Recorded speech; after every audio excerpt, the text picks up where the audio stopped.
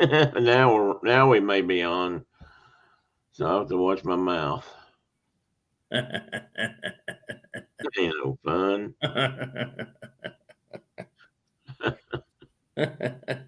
I don't know if you remember the movie Rudy. Well, yes and no. I don't know if I've sat down and studied it or watched it. Well, I'm not asking you to study it, but there No, was, I can't remember stuff like you can. Is what I'm getting. yeah, there was a guy that was his tutor that Oh, became his best buddy, okay. I and think I remember that. he hit the deal was that he would tutor him for free if he'd hook him up with girls. always a prize. And they were at Notre Dame and I don't remember the little college that Rudy was going to, but they Yeah, he didn't like, start there, right? I remember he finally got a good girlfriend and he said, what's a goddamn lapsed Catholic to do? And then she hit him in the arm and he's like, oh, I'm sorry, I'm not allowed to say goddamn no more. So you can't say that no more. I can't say that no more. Good morning, Tina and Chuck. Good morning, Chuck. Good morning, Miss Tina. Okay, since I gotta talk hockey just for a moment with Chuck. Tina or Chuck, did you guys tell me you rooted for Buffalo or not? Did I just dream that in my head? I'm going to wait for an answer. Good morning, my wife. Good morning, Miss Brenda. Why would you not root for Buffalo? Well, I didn't. Well, I think he might be a Boston fan. Good morning, Maple Bacon. Are we talking football or something else? Hockey. Oh, you're talking hockey. Yeah, just for a minute. Tina says I do. Chuck doesn't. He's a Jets fan. I'm talking about hockey now, not football. Now maybe you're talking about the man or the. We went right to football, dude. Yeah, but there's Jets and oh yeah, he's Bruins. I thought so. Anyway, I was watching. Well, because I was watching the hockey game the other night late when I fell asleep or did, and they were down the first few, and just in the first few minutes they got down 3 points, I think. So it's 3-0 for almost the whole game. And right in the third period, suddenly they just came alive and started scoring and tied it up, put it into overtime. Now they lost in overtime, but that's still they got a point. Hockey scores things funny. If you win a game, you get 2 points. Doesn't matter how many physical points you score, but if you win the game, you get 2 points for the season add up, and they got 1 for a tie. So anyway, sometimes I watch them play, and it's they've been kind of like the Predators. They suck a little bit this year. So who's at your house this morning? Mine? Yeah, anybody special? Well, I am. Well, besides you, but you're always special. You're so special. I'm special. I just want to be great. Get what the old women always used to say. Bless his heart. He's special. Bless his heart. And we grew up and found out what that really means. Not from grandma's, maybe. Every woman I grew up around said that about people. Blessed, and they always stopped and was like, now I know that you were like saying that he was special. Yeah. Yep. Well, that poor boy, bless his heart. Bless his heart. It's saying down south that has usually has a whole nother meaning. That's what I'm talking about. But that's that exactly how I'm references, and it goes all the way to the northern well, Appalachians. I was getting ready to say maybe that's an Appalachian thing because I it goes think it's all an the way up. Appalachian thing. I think you're probably right. my my wife, bless her heart, she's gonna go judge swimming today, Oh which no! she did forever. And Oh, did she? oh yeah, Swimming or diving? swimming. How do you judge Well, swimming? she did diving too, but swimming, and our oldest granddaughter's doing really good. And Good morning, Kay Atwood. there's no there's no nepotism involved. No, I'm sure there's not. The mama's the coach and grandma's judging, and Oh Lord. Of course, when you live in Wyoming and there's only 5 people that know anything about swimming, you pretty much got to have them. yeah. Well, within a reasonable radius from wherever you're doing it at. And if I go there, it's so hot in the building, I Oh yeah, can barely breathe. probably a little bit humid too. No, Mike, I did not bring donuts this morning, buddy. I'm sorry. I thought about that. I was slow getting up and getting moving this morning.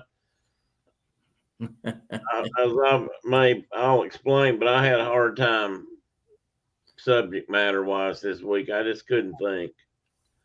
And then something hit me at the last minute, and I was up late working on it,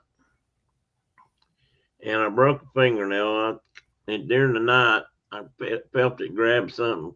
How'd you break a fingernail? Well, I broke it probably moving something around before that, but it caught on my blanket and yanked it. Oh yeah. You know how much fun that is. Yeah, you bet. Yeah. Mine's about you can't even see that. Maybe. Oh, it's growing back or not growing? Oh yeah, it's grown, but it's growing. Oh, yeah. It's about halfway up. Yeah, it came off, clear off. I kept it. I was gonna mail it to you, but oh, but I've lost it now. That would have been special. You need to put You that. could have put that on a necklace, had like a bear claw on each side, and that. It had a hole in it already where I drilled through it. It'd be like my symbol of torture or something. One of my former coworkers is like, that sucker's coming off. I got something good. So no, it's not. It almost turned out to be a squirrel chase, but it's not. So I think I came up with a good topic. Well, we were talking about Clay hunting squirrels. Well, that's good. I need to use that. Watch that. That would fit right in here. As my buddy Dale Brisby would say, if you don't watch that, you ain't no cowboy. Your friend.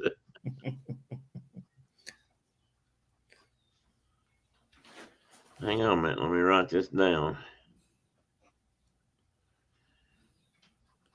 There's Dave and Dave.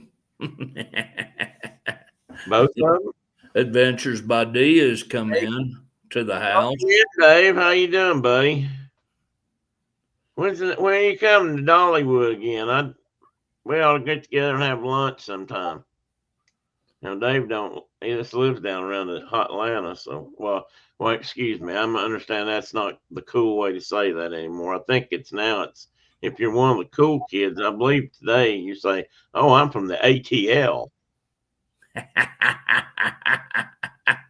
Mike corrected me. So that's the letters they use on their airport. I know that. That's probably where I'm hearing it from too. From the ATL.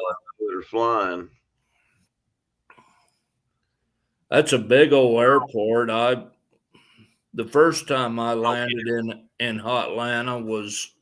Dave says either one. You walked like 1,700 miles to get to your next gate, and then this time when I went to Africa, it was like nothing. It was great. Oh, yeah. Well, Like they've really improved the deal. that's good. I can't. Well, Atlanta's got walkways now too. First time I ever went to Charlotte Airport, I was one of my first exposures to multiple walkways going different directions, and that was I don't think we even hit a walkway, but it was like it was just pleasant. It was there were shops and it was just nicer than what? Tell me, remind me in my head, Clay. I can't remember the Clay's name. which one, Hayes or Newcomb? Hayes was the one I knew, and Yeah, Newcomb. it's his show Okay, I got that it. I was watching. Yeah, Anyway, I'll pick up on that. That'll be good. Somebody says Atlanta's a horrible airport. uh-oh. If you hadn't, and then Kay says it's a cool airport. The drive there is awful though. That's true too. That's true. Time you get there, the airport itself probably don't seem so bad. Well, when Kirby and I came back to see you that one year when we had that quail conference and Yeah. at the UGA, we flew into Atlanta, but we just got on a transport up to the university, and it didn't seem like that big a deal. But it might have been a Wednesday or something, Dave says maybe we will do an airport tips vlog. If you live here, you love it, but generally, if you don't live here, you hate it. That's true, Dave. The worst one used to be. Now these have all Salt Lake sucks. these have all. Well, I'm not going to disagree there. These have all improved over the years. I have to say most of them have. The worst one, the first nightmare, because I hadn't traveled that much, but in the early '80s, they sent me out west somewhere to go to an airplane school from Nashville, and I had to go to Dallas, at the big airport in Dallas, DFW, and there's every airline has a terminal, has a different building, and they're all spread out. And I actually had a cousin that lived in North Dallas at that time, and when I told her I was coming to town, maybe we could, grab a bite to eat or something. I was going to had a layover of several hours. Anyway, I was talking to her, and she said, "Well, let me come pick you up." I said, "Well, why would you want to do that?" She said, "Well, if you've never been to Dallas," she said, the airlines I was getting off of and the airlines I had to get onto were like opposite ends of the airport.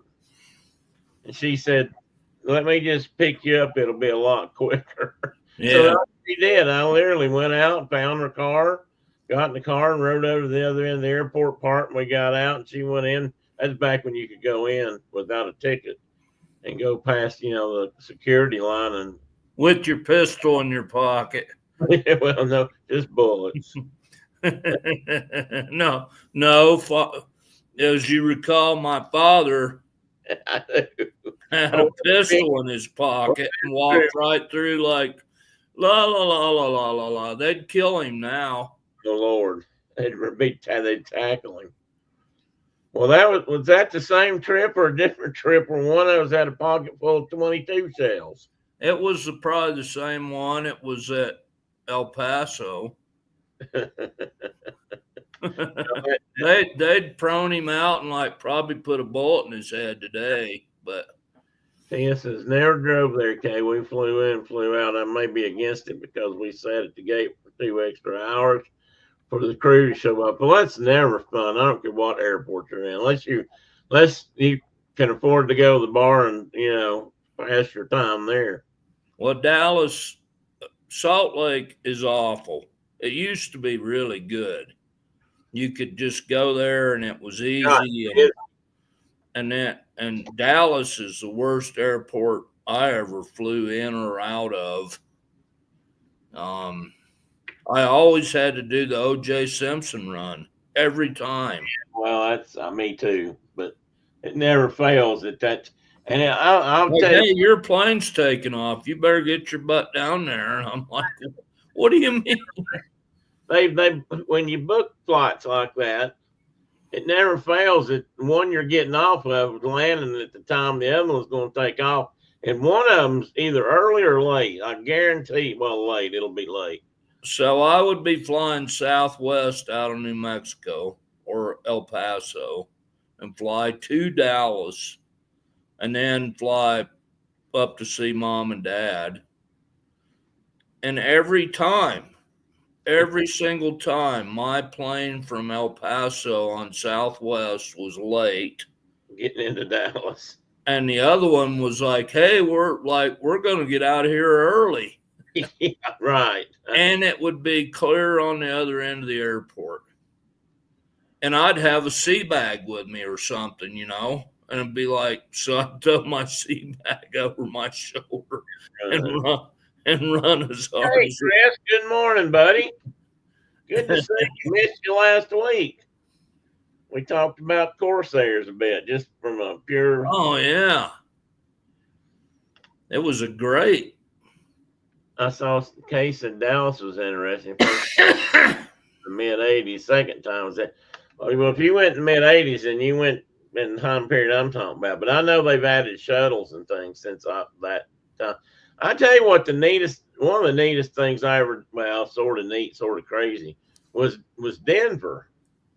When you land at Stapleton or Staple Airport? That's an awful airport, too. Well, it is, but you land 2 miles away from the terminal and you get on a train and go in, and the terminal's completely separate from right where the airplanes are.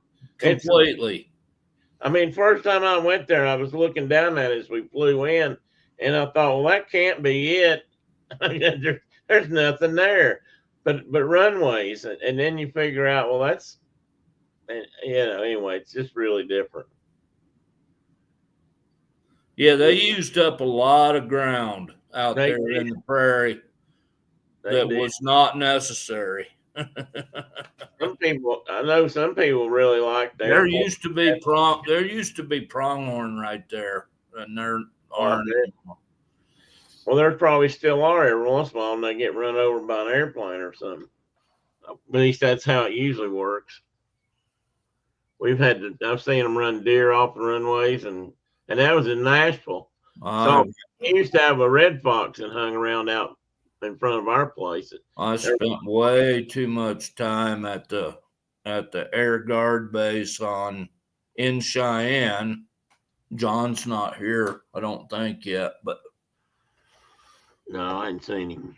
Protecting airplanes from deer. Way too much time. You may not know this, but let me read Kay's comment first, and then I'll remind me that I have a story about that. Cincinnati's not bad, though. Got stuck. If you get stuck there, like I said, if you get stuck there a long time, every airport's bad. Right. They had storms. We couldn't leave Greenville, so I missed my connection. Got to Rochester after midnight, and it was snowing. I left Nashville one day. It was 70 friggin' degrees. And I landed in Wichita, Kansas, and it was blowing. Snow was blowing straight out, and it was almost zero. Everything was froze up. They couldn't get our luggage off the planes because the baggage things were frozen up. They couldn't get they couldn't even get the doors all to work. They had those automatic doors, and they were frozen. And I thought, well, this is just welcome to hell. I mean, I think I have arrived. Well, I can't tell you how many times I have gotten on an airplane in Salt Lake City, Utah, with wool clothes on, and happy that I had them on, and then land in Covington, Kentucky. Not Covington. It's Covington. Is it Covington up there? Yeah. It's Cincinnati Airport, but it's actually it's in Kentucky. I know it's in Kentucky. I just can't ever think of the town. But land there, and it'd be like Okay, you've arrived at your destination and it's 72 degrees outside and you got wool clothes. You got wool breeches on that you needed at your house, but not here. Okay, back to that airplane and animal story a minute. When I was between grad school and undergrad, one of the things that I talked about with the advisor professor Oh, you were going to do a master's on it, weren't you? was, and I said I would really like to do something with animals in airports because is a problem, still a problem. Just Yeah, ask, will always be a problem. just ask Sully Sullivan, and but what? So we went. There was a convention going on in it was at Disney World actually in the convention center there, and at Coronado Resort they just built it anyway, and we were going to do a proposal at that convention. They had I don't know how maybe it was a wildlife and airport. I don't know how airports got involved in that. Anyway, I went down there to do a presentation, and my advisor he knew what we were going to do. I was late getting there, and I jumped out of the airplane, did OJ to the car rental place, got in the car, and wearing a suit coat and I don't normally wear, and burning up when I got there, and I was too late. But oh man. We did get to stand around talking about it. I was wanting to talk. We were thinking about doing something about not kudzu, Kentucky fescue. Oh yeah. They breed they breed it. They don't breed it. The cultivars now they've got some that they're putting on golf courses to try to keep geese off golf courses, and it's hotter. The fungus is more powerful. That fungus that makes horses abort. Yeah, it's bad for all of our wildlife and our livestock. And any golf course son of a buck that ever planted it needs their ass whooped. Well, we were going to plant. We were thinking about planting that on airports to see if that would keep some of the geese and stuff off airports because that's what they're doing out there, picking grass because there's lots of grass on around runways and stuff. And good morning, hey, there's the Star Walker. Star Walker has walked in. Maple Bacon says he's got to go pick up new furniture. Is that for your horse trailer, Mike? I hope so. I think he's changing out the package and putting a new set in the horse trailer. Make it more compatible for Diana. So the dog has a place to sleep on the sofa. And needs a better sofa so the dog has a place to sleep because that's important. I tell you right now, Walter needs. I can tell you for a fact that's important. No, I didn't mean kudzu. I started to say kudzu. Okay, it's fescue is what lots of people have it on their yards, or at least they did. There's other weird things out there now, but turf grasses. But fescue came along. Fescue is a cool weather grass, and it's easy to grow. And they came out at some point. I don't know what nothing eats it. Right. Well, cattle don't even like it. But that's what most farmers around here put in their hay fields because it's easy to grow. And for a long time, that's why you don't have cottontails or quail anymore, dude. That's right. I know why. And that's why we were trying to convince people to, quit growing it. But and I've sat in a lecture with a grasslands guy or a guy that specialized in forage grasses for livestock, who would sit there and tell you that stuff sucked for production and all kinds of reasons. And then he'd sit there and tell, but then he'd say, but I'd plant it anyway because it's grows so well. And I'm thinking, why do you do that? Yeah, it's nuts. Those guys are nuts. Yes, goats will eat kudzu. It's really bad livestock forage, and it's very harmful to wildlife. And it's harmful for. And it's harmful to horses, which makes me mad. And it's like, why do you? And it's everywhere. You should just be taken out back and have your butt whooped if you've ever planted that crap. Well, we wanted to try to plant it. I'll go clear back to like 50 years ago and whoop those people too. No, wait a minute, say that again. I said, anybody that's ever planted it that is still alive should be taken out back and have their butt whooped. We didn't plant it. Well, we didn't plant it for the obvious reasons in our wildlife department, but some of the other departments planted it along rights of way and things. Well, you're reading Case. I'm reading Case. As you say, his grass was made up of nothing but little yellow and purple flowers. I never really had a problem with that. And both of those species are totally useful. And they're natural, native usually. Shelley, I think goats will eat anything. Well, that's just about true. If you've ever watched Andy Griffith, you know that that's true. They'll eat dynamite. I just saw that episode like 3 days ago. I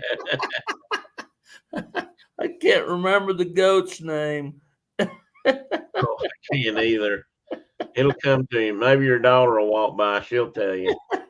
But I know that Barney was sitting in the office playing Juanita on his harmonica, and that goat walked up behind him and surprised him.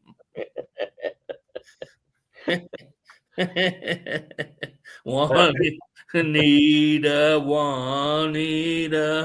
Kelly, there's a couple of people around here, and I'm sure there are another place that actually have a small goat herd, and they hire them out to do just that, to clear areas of kudzu.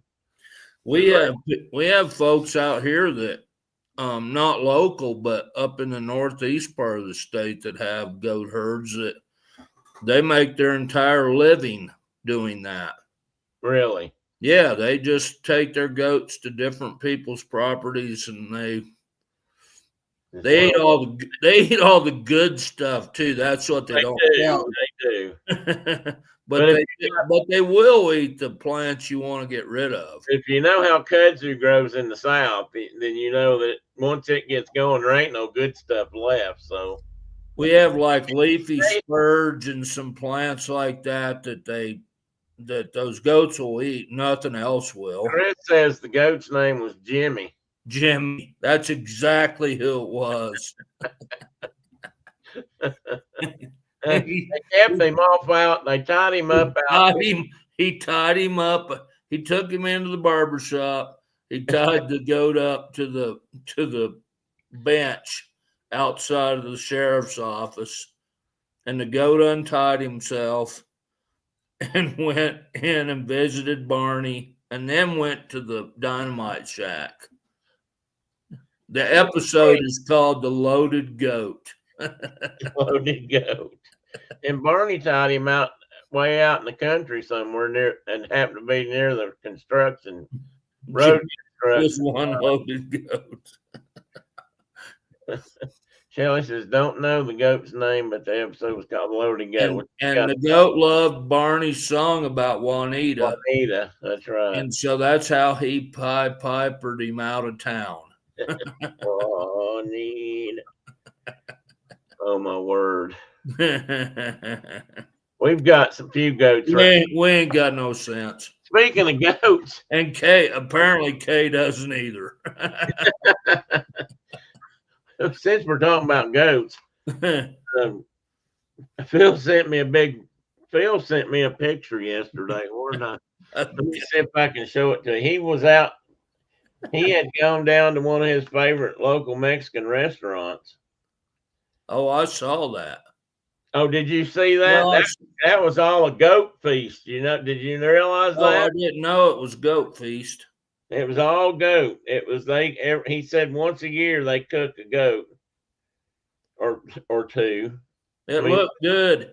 look at this. Hell, Yeah, I got that. he said it was delicious. He said it was really good. He was talking to them about how they cooked it because I asked them if they cooked it like a pig in the ground. I've heard people doing that or similar anyway. I knew Kay said she never claimed to have any sense. Well, I can guarantee you that the two people talking to you don't. Or have we claimed to have? So I can my this is a squirrel, but really it's a goat.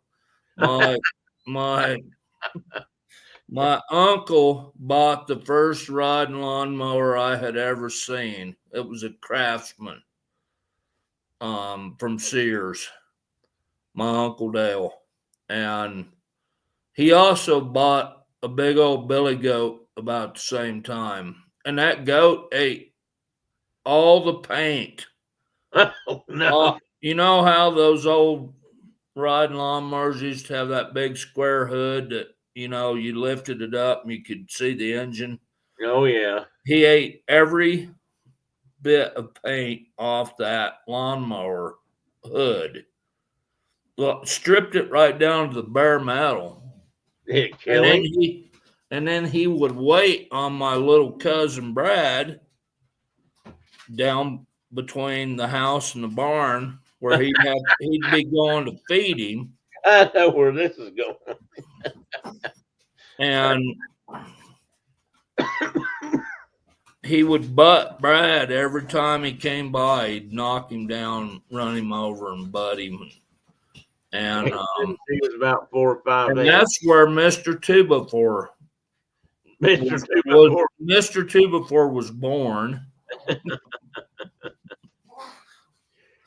And they battled for years until finally the old goat died, probably of head injuries.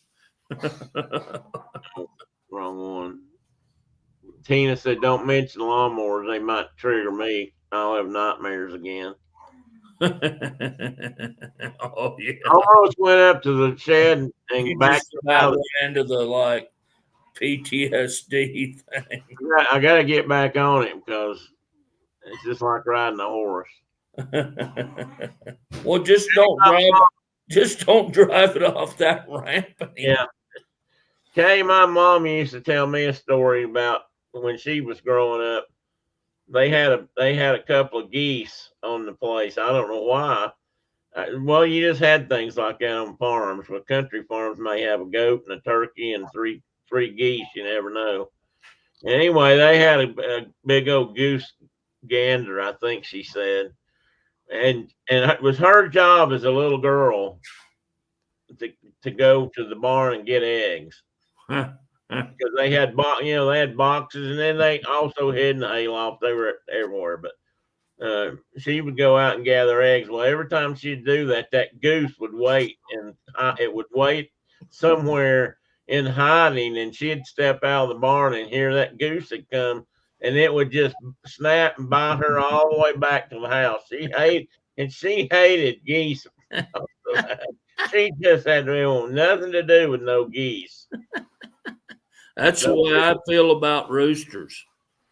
It's just like, if you're a nice rooster, but they don't ever stay nice. They always turn into. There's some truth in that, Tina. If they would just eat the right things, they eat the wrong things. They can pick you put a bunch of new trees in an orchard, they'll pick all the leaves off of it, and the top shoots the tender little new stuff. So the people that owned our place or that lived at our place before we bought it had goats. And apparently they just let them come in the house whenever they wanted or whatever. I've seen that. I don't think I'd do it. And but they ate my the lilac bushes bad. And I and mean, when we moved here, my wife has a green thumb, and she got those lilacs looking good again. and then you And bought a goat. and no, heck no, I no know, goats are welcome. I know And you don't have a goat. but we do have moose, and they like one winter it was really bad, and they pounded it again. And but I think it's coming back now. You got that problem with a lot of your vegetation around the house is that when the moose come to the yard, they tend to eat all the stuff you don't want them to eat, like your Yeah, turkey bushes and my my my your lilac. my wife's dad's tree. They said if they ate her lilac bushes, they would fight. Oh Well, my! they trimmed our lilacs up to where it basically looks like a tree instead of a bush. And she got it back out to where it was looking like a bush again. They ate all the browse I on mean, it's about 12 feet tall, maybe taller than that. And then the moose came in and cleaned her up one winter, and she's getting it back again. But we'll have another bad winter, and they'll be back. Shelley, I put you back. I put that back up because I feel like maybe you need to at least give us a short version of why you're that way about turkeys. Usually turkeys are kind of silly, but I could see how it could happen. I saw somebody. I've seen a video where somebody had a big tom turkey in their yard, and springtime rolled around, and that bird got real aggressive. Blue Nose says he saw a video of a guy who fed a deer once after a month, so he had 20 deer in his yard. That's what'll happen, and they'll be there every day to expecting to be fed. You can bet on that. We had to. I mean, when you plant trees for a living, well, I did. I mean, I planted quite a few trees, but I guess it was for a living, kind of.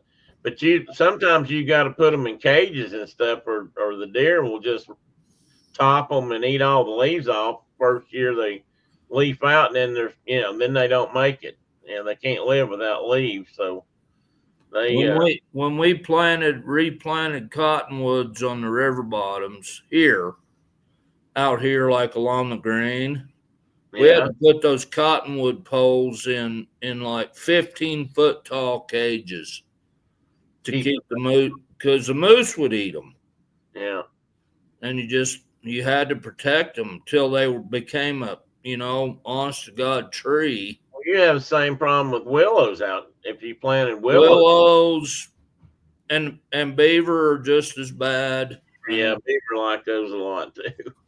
And they don't just nibble off the top; they take the whole thing.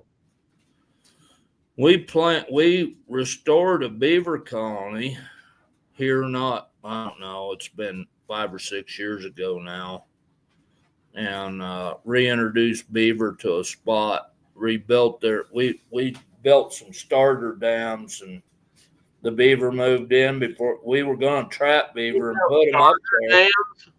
Pardon? You built dams for the beavers? We built starter dams, yeah, to just lift the water up a little bit so they could be secure from black bears and things like that, coyotes and black bears. And there was a ginormous aspen stand there, and we put them in, and those aspens are gone now. They just ate everything. They will. That's what they do. I mean, and I tend to like. I've told you about my beaver story. I got to respond to this first. She was in Wyoming at Friend's Farm and checking out the rabbits. And old Turkey was eyeing her from the other side of the fence. And then here it came and it chased her in circles. And the rabbits just watched and laughed and laughed. Oh my goodness.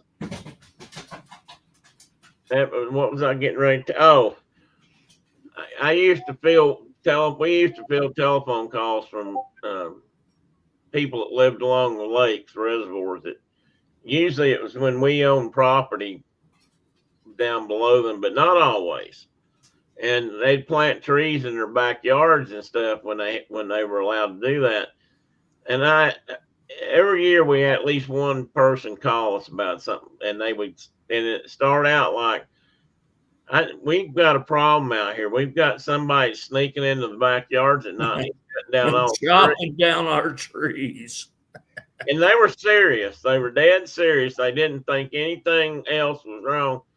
And of course, we'd go out and check, and there'd be tooth marks in the trees, and we'd try to explain that to them. And they didn't always want to believe us, but the beavers were coming up in their yards. Well, for one thing, there'd never been beavers on that lake until the last 20 years. And now beavers are pretty much everywhere here in Tennessee. And there's a lot of them on the reservoirs. Most of them do bank dens. They don't do the big dens like you traditionally see. Anyway, I'm going to get back to let's go do my. Shelly, you need to go turkey hunting.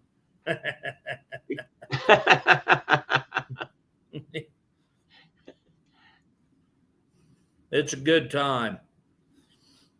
Good turkey hunting's fun. And I'll tell you something.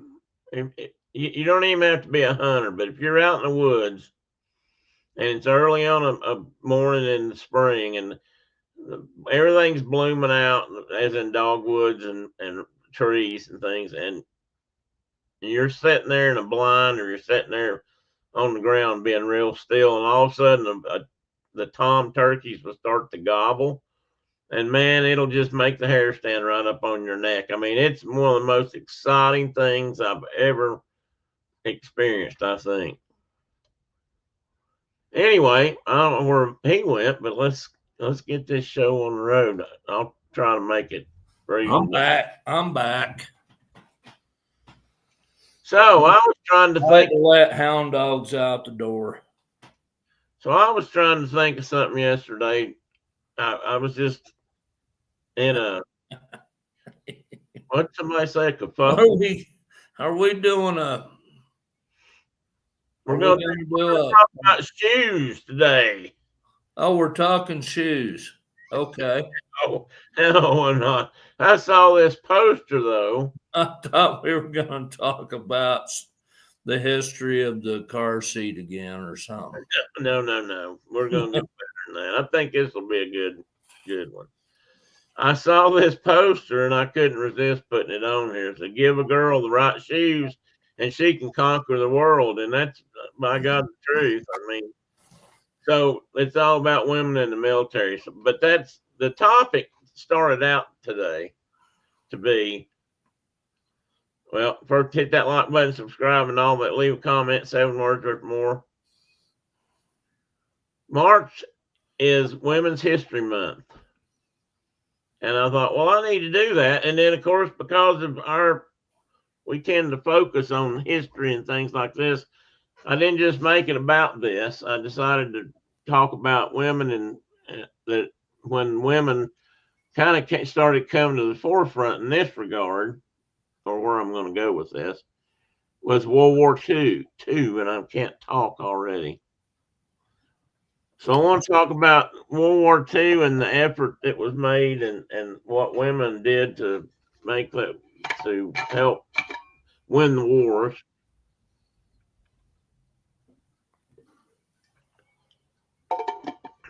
So I pulled out some posters and a bunch of jobs that women did in World War II because that they had never really done before, because, women's place was at home. They didn't think they could do stuff. I love this one because it's a big old locomotive. 1, 2, 3, 4, 5. That's got at least that's got 10 drive wheels, Mark. So that's possibly. Is that a big boy? That's possibly a big boy. Yes, it is. And that picture was taken in Canada. So if it was one, so I'd suspect that's what it was. And I just noticed that one lady in the back is standing up on that link for the rod, for the push rod for the wheels, the drive wheels, and so she can reach stuff up there. And they're probably greasing. That's supposed to be that they're greasing parts. Now it's probably just for show, but they did do these jobs, and it was all about trying to beat the Axis powers and the Nazis. This as they put it, freed the men up to go to war. Because in the Western, well, I can't even say Western. In the United States, we didn't send women to combat. I don't think. Well, no, Canada did a little bit. So they were mainly trying to draw women in for other things, free up men's jobs for men to go fight the Hun. the Hun. And this was, of course, one of the most famous posters that in this country at least, and Rosie the Riveter. And I can proudly say that my daughter, who has a tattoo or two, has this on one of her arms. She just had that done this past year or last year. She's got a Rosie. And these are just posters that they put out during that time period to encourage women to join the one. Somebody just named a bunch of them here: the WASP and the WACS and the nurses and the WASP, or the WASP, WACS, waves. I think there was a wave. I thought the Navy had waves. Chris, help me out here, buddy, if you know. But anyway, and that's just the U.S. But a lot of countries, this was a big deal. So I'm saluting all the women who stepped up and did yeoman's work. And of course, this is one of the things that the United States did do, was trained a lot of women to fly. And there are a lot of women who flew more airplanes and more types of airplanes during World War II than any of the aviators or the pilots that went to combat. I mean, these ladies flew B-17s one direction and came back in something else, and they flew bombers, they flew fighters, and they think at least 350,000 or more women in the United States served, and that's actually a fairly small drop in the bucket compared to some of the countries. A little bit of a squirrel, but it's related, so maybe not. There used to be a lady here local, and her name, I just knew her as Evelyn. I can't remember what her last name was, but she was the FAA flight. Oh, what did they call them? Well, she was an instructor. She was a pilot. She was a flying instructor, but she was also somebody who would check you out if you needed to. If you wanted to learn to fly and you're gonna check out and get your solo and get signed off to be an official pilot or above, she's the one you had to take your check ride with. And she operated out of Morristown, just 25 miles or so west of me. And that's where everybody in this part of the country went to Evelyn. If you had to have a check ride, Evelyn was the one to go to. And that lady was military World War II trained, and she had flown more airplanes than anybody ever heard of. And she had literally tens of thousands of hours of flight time. Wow. No telling how much she didn't have log, because people like that tend to get to a point where they just doesn't seem important anymore. But of course, well, she probably did because she was doing a lot of official flying. But she was amazing. She was quite the character. I believe she's passed away now. I mean, she's almost had to have been. But I know a lot of people. There's a lot of people in this area that are my age and close to my age that flew with Evelyn at some point. I never had the privilege, but I always wanted to get to that point. But anyway, that's where Evelyn got her flying experience, or got started. And this article, this particular paragraph says, the United States elected not to use women in combat roles because public opinion at that time would not tolerate it in this country. At least that's what they suspected. Probably true. So instead, as in other nations, about 350 women served in uniform and uniformed auxiliaries. It's not counting the women that went to work as Rosie the Riveter. That's just military. And these are some of the roles that women played during the war that they had never done before. These women just weren't, they didn't think they could do this, or they didn't choose to do it, or most likely they were just told they couldn't. And by God, they did. And they did a good job of it. But I've just got some examples. The lady in the upper left, starting that picture, she's doing machine work in Fort Worth, Texas. Most of these women, with one exception down here, were two exceptions, were involved in the aviation business, and the other two were shipbuilders. But that's in Fort Worth, Texas, quite probably at General Dynamics or American Aviation, where they were building airplanes such as the P-51 Mustang. Now, the lady in the upper right is in Tennessee. I'm not sure where this was. This might be in Nashville. Now that I think about it, I bet it was Nashville. They did have a big plant down there. And she's doing the Rosie the Riveter gig. Somebody's on the other side of that wing and with a bucking bar, and one of them's driving the rivet, the other one's bucking the rivet. It takes two people. One in the lower right hand corner is welding boilers for ships and rail and trains, and that's in Chattanooga, Tennessee. I didn't know they did that here either. And the lady in the middle, lower middle, is inspecting wiring harnesses off something like a B-17 or any other aircraft engine. What you're seeing there is what amounts to a distributor cap, part of the mag unit, magneto, for the spark plugs, and all those wires are look like spark plug wires to me. Women could still do it. Yes, they could and can. I'm trying to see what I missed. So anyway, and then you can see the ladies on the far left are doing that riveting thing I was just talking about. You got one on the outside of the airplane, and that's unmistakable. That's a C-47 or a DC-3 nose, just by the shape in the windows. So you got a lady out on the outside with a rivet gun, and a lady on the inside with a big old bucking bar, and they're just sitting there pounding rivets all day long.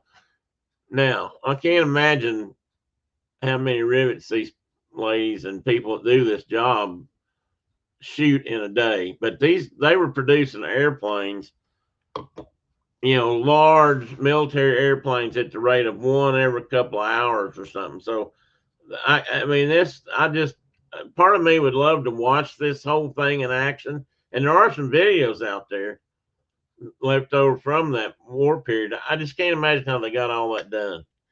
Built a whole airplane in a day. I mean, it's just basically, they were turning them out just constantly. And the lady in the top right, I forgot to mention, or middle, I mean, is also shipbuilding, and that's in Richmond, California.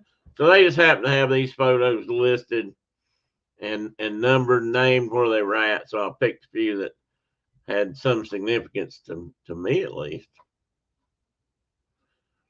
And this was in England. These posters were basically for the same thing. Now, the difference was in England and Europe, probably for several reasons, but they did have women that were not in direct frontline combat roles, but were definitely in combat situations. And I'll show you in a minute.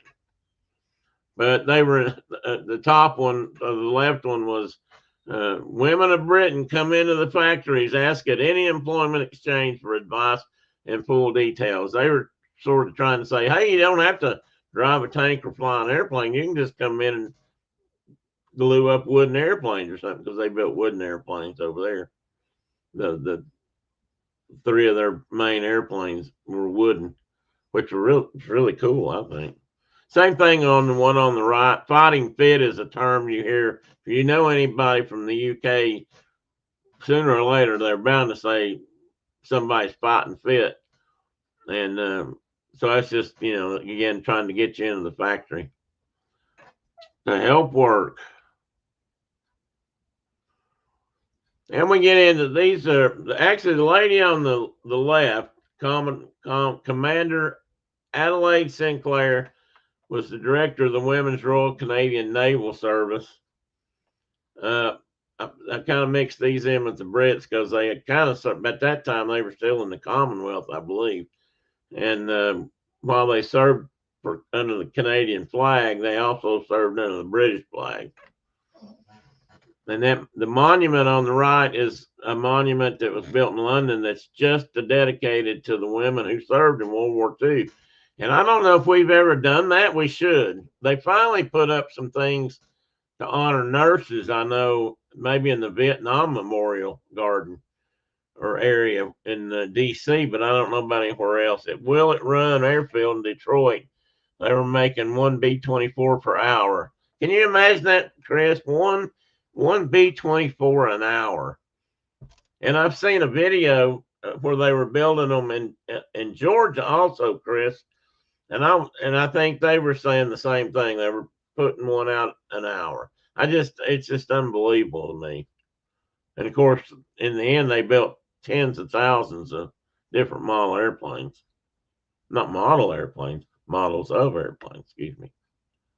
Anyway, the women of World War II, I think that's a neat monument.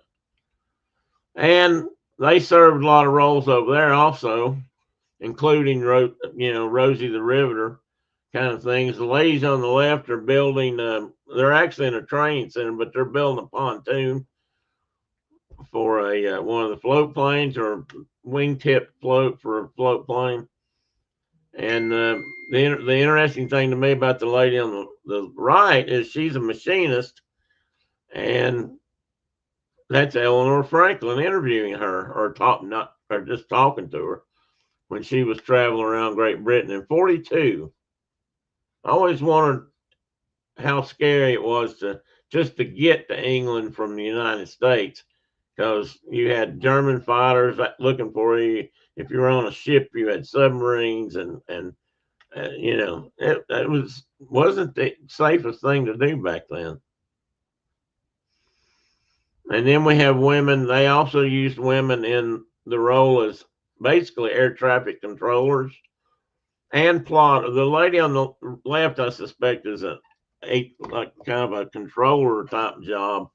The ones on the right are all doing the plotter work, where they would actually, if you've ever seen the movie, oh crap, Chris, I know, Mark, you probably know it too. What's the name of it? The Battle of Britain. You see this a lot in bunkers where these women and men and other people are sitting there waiting for all the different to write down and tell a flight group over here that there's a bunch of bombers coming in off the coast from Germany, and they plot all that out on these big maps with these cupie sticks like they play craps with or whatever. The croupier, that's the ones on a crap table. Anyway, very, very important role in World War II, especially during the Battle of Britain. And one of the most common things, though, that women did over there was they were spotters. We're actually out in the field. That's an anti-aircraft battery. And this lady is standing in the field helping them spot and shoot at incoming bombers and flights. This particular group was with the 93rd Searchlight Regiment for women. They were all women. That particular regiment was all women. And this is what they did. Again, important work. Hell, they probably see better than most men anyway. And this was probably the most famous ambulance driver that the UK ever had. That's Her Royal Highness the Princess Elizabeth, who just passed away a few years ago. Well, no, not even that long ago. 1 or 2 years ago. And that's Queen Elizabeth, or became Queen Elizabeth. This young lady, now this was a staged photo, but they did it for the right reason. I mean, this is all true, but then they did it somebody wanted to take a picture of it. This lady's name was Mary Gray Eyes Reed, and that's Harry Ball, member of the Piapot First Nations tribe, dressed as the Plains chief. But Mary Gray Eyes Reed was Canadian World War II servicewoman. She was the very first. She was the very first First Nations Native Canadian to actually enlisted in the Canadian Armed Forces. That's why they did this picture. And she joined the Women's Air Corps, the WAC, or CWAC, the Canadian Women's Air Corps, in '42. But I thought that was kind of cool. And her face on the side looks a lot like my mom for some reason. Maybe that's just me. Brenda would have to be looking and tell me if that's true. He thinks so. Not that it matters. This was the first group of women that they ever trained to do air ambulance work. I'm sure they were probably doing it before this, but they were nursing orderlies in the WAAF,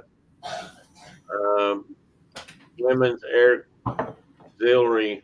I don't know what the F was for, maybe force, but they were Brits also, or Canadians. But this was what they were flying DC-3s out of France, taking wounded soldiers back to England. Again, that's not just child's work. They were getting shot at. I guarantee you, if a DC-3 flew across out, if there was a BF-109 anywhere nearby, they were a target. Now, it just wasn't in the western part of the world that this kind of thing was happening. And the ladies on the left, right upper picture, who were obviously armed, or Chechniks who were fighting with the Yugoslavian army. And I don't know if this was pre or post. I'm assuming this was post after Hitler had invaded their country. So I'm guessing they were fighting against that. I don't think they were fighting for him. I would hope not. The lady on the bottom left is another pilot. And in her case, she's flying wounded soldiers back. She flew for the Royal Romanian Air Force. And this picture was taken in '42, and there's a man on a stretcher laying there in the floor, and she's flying out to somewhere. And that's what interesting thing to me about this was they were known as the White Squadron. They were the Medevac Light Transport Squadron, or known as the White Squadron. And they were the only unit of their kind that worked in World War II. And they were around a lot longer than that. But as things changed in Eastern Europe over the next 30 to 40 years, they kind of passed from the limelight or the spotlight. But what I thought was interesting about that was in the Middle Eastern part of the world, the medevacs and people that go in searching for people in bombed out ruins, aka say the Gaza Strip, they're known as the white helmets. And so I don't know if that's related or not, but could be. All these ladies are Indian, and they're in the Indian Women's Auxiliary Corps. The top ones are being trained to be officers, and one's on the right lower corner being trained to, what to do if there's an attack. And there were drills like this done here all over the world at this time. And so I don't know if that ARP stands for Air Raid Precautions or not, but it might. That's what's on all their helmets. These are Polish women who were also being trained and served. I suspect these ladies were being trained to fight combat, or maybe already did. They were wearing a lot of pretty heavy decoration there, metal wise. I didn't get any details on them. I wish I had. And in the picture I put the picture on the right to show that, they were out, women were in that part of the world, women were fighting just right alongside the men. And especially when, in the case of Poland, um, when they were invaded in 39, pretty much anybody that could carry a gun and was willing was welcome to help. And these particular graves are marked to honor three female soldiers that said were killed during the invasion. And I wonder if they might not have been. And there was a famous. I never heard of this until a year or so ago, and I read a couple of articles about it. But there was a post office in Gdansk or Dansk, I think it's Gdansk, the city. And I don't know how this worked, but this particular post office was almost like its own sovereign little nation. I mean, it was set up that way by the Polish government for some reason. And when the Nazis attacked, all the people that worked in that post office barricaded the post office, and they fought the Nazis. The rest of the city was considered open, and they were allowed to basically just roll through. But not here. These at that particular post office, they fought to the bitter end, and I'm not sure anybody survived. There were quite a few women and men that fought in that particular battle, and I'm not encouraging you necessarily to go look up and talk about death and destruction, but if you want to read a story about true heroism, go read that story sometime, because they were completely outgunned, outmanned, out everything by the Nazis, but they stood and they fought to slow them down long enough for other parts of the country to either be able to get out or to get ready to fight them as long as they could.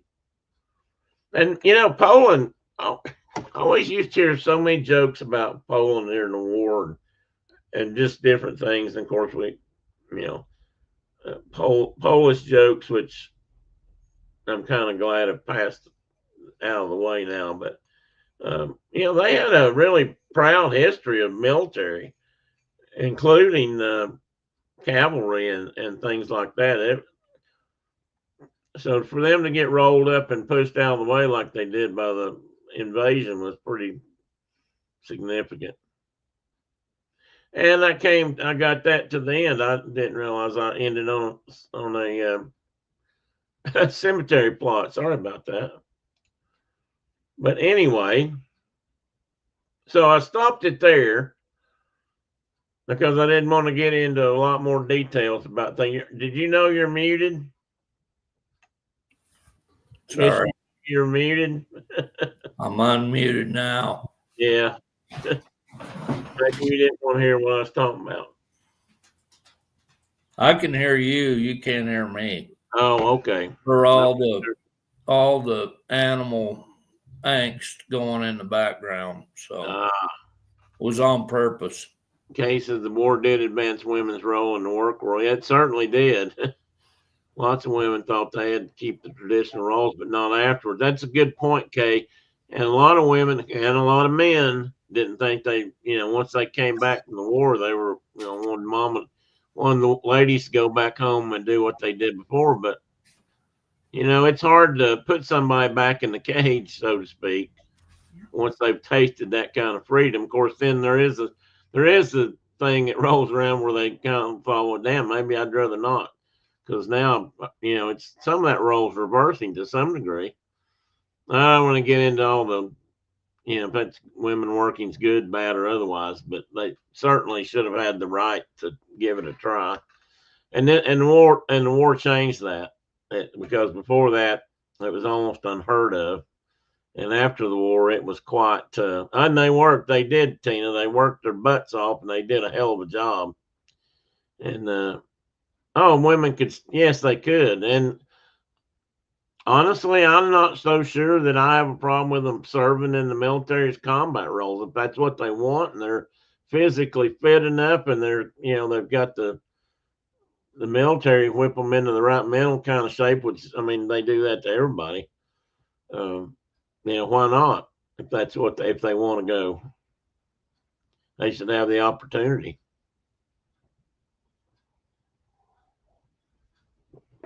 There was so much more, though, that Women's History Month should cover and does cover. But since we've talked about World War II a lot at different times, or military history in general, I just thought that I'd sort of focus on that part because they played such a huge role during World War II. Marilyn Monroe worked in it. Yes, she did. That's right, Chris. I've forgotten about that. I'm surprised. Honestly, I'm surprised somebody didn't have a picture of her up, but I didn't see one. Probably could have found it if I'd looked long enough. My daughter has a tattoo of Marilyn Monroe on her other arm, I think. Rosie on one side, Marilyn on the other. She's a big Marilyn fan. My daughter. Tattoo queen. I never would have dreamed it. I just wonder what my mother would have thought. Well, she may have known, actually. Probably not to the extent that she's tattooed now, but anyway.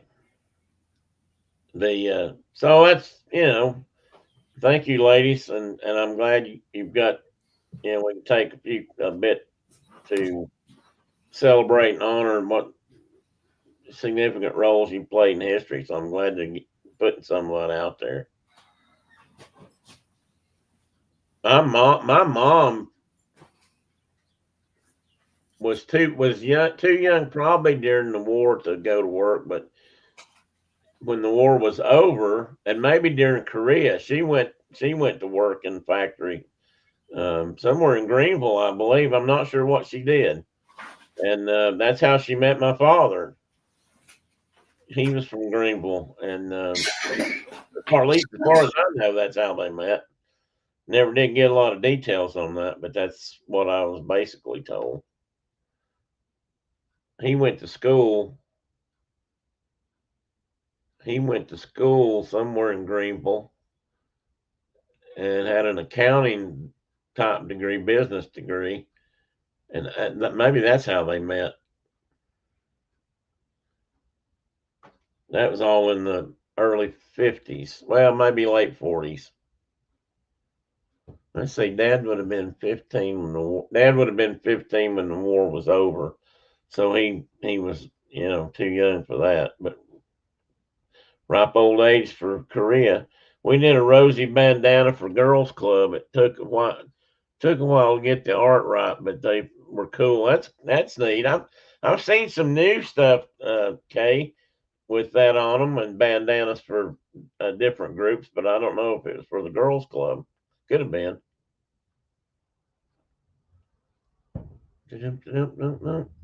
So anyway, that was the squirrel. See, I didn't have a squirrel. It wasn't just a whole show about squirrels, Tina. But now we can talk squirrels. Oh, got something in mind. Give me a minute. Is it your finger? It might be both fingers. Hey, I'm going to turn it off just a second. I'm going to grab something back here out of a box. Be right back. Okay. I think it was his finger. All right. Why is this?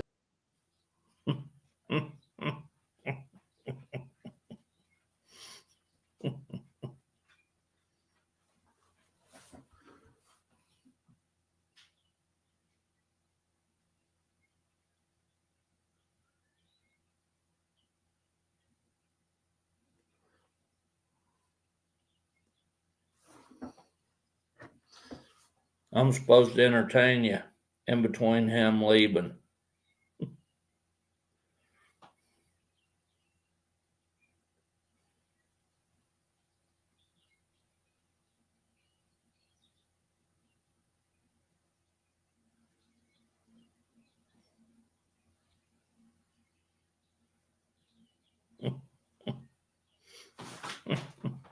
Give me just a second. I got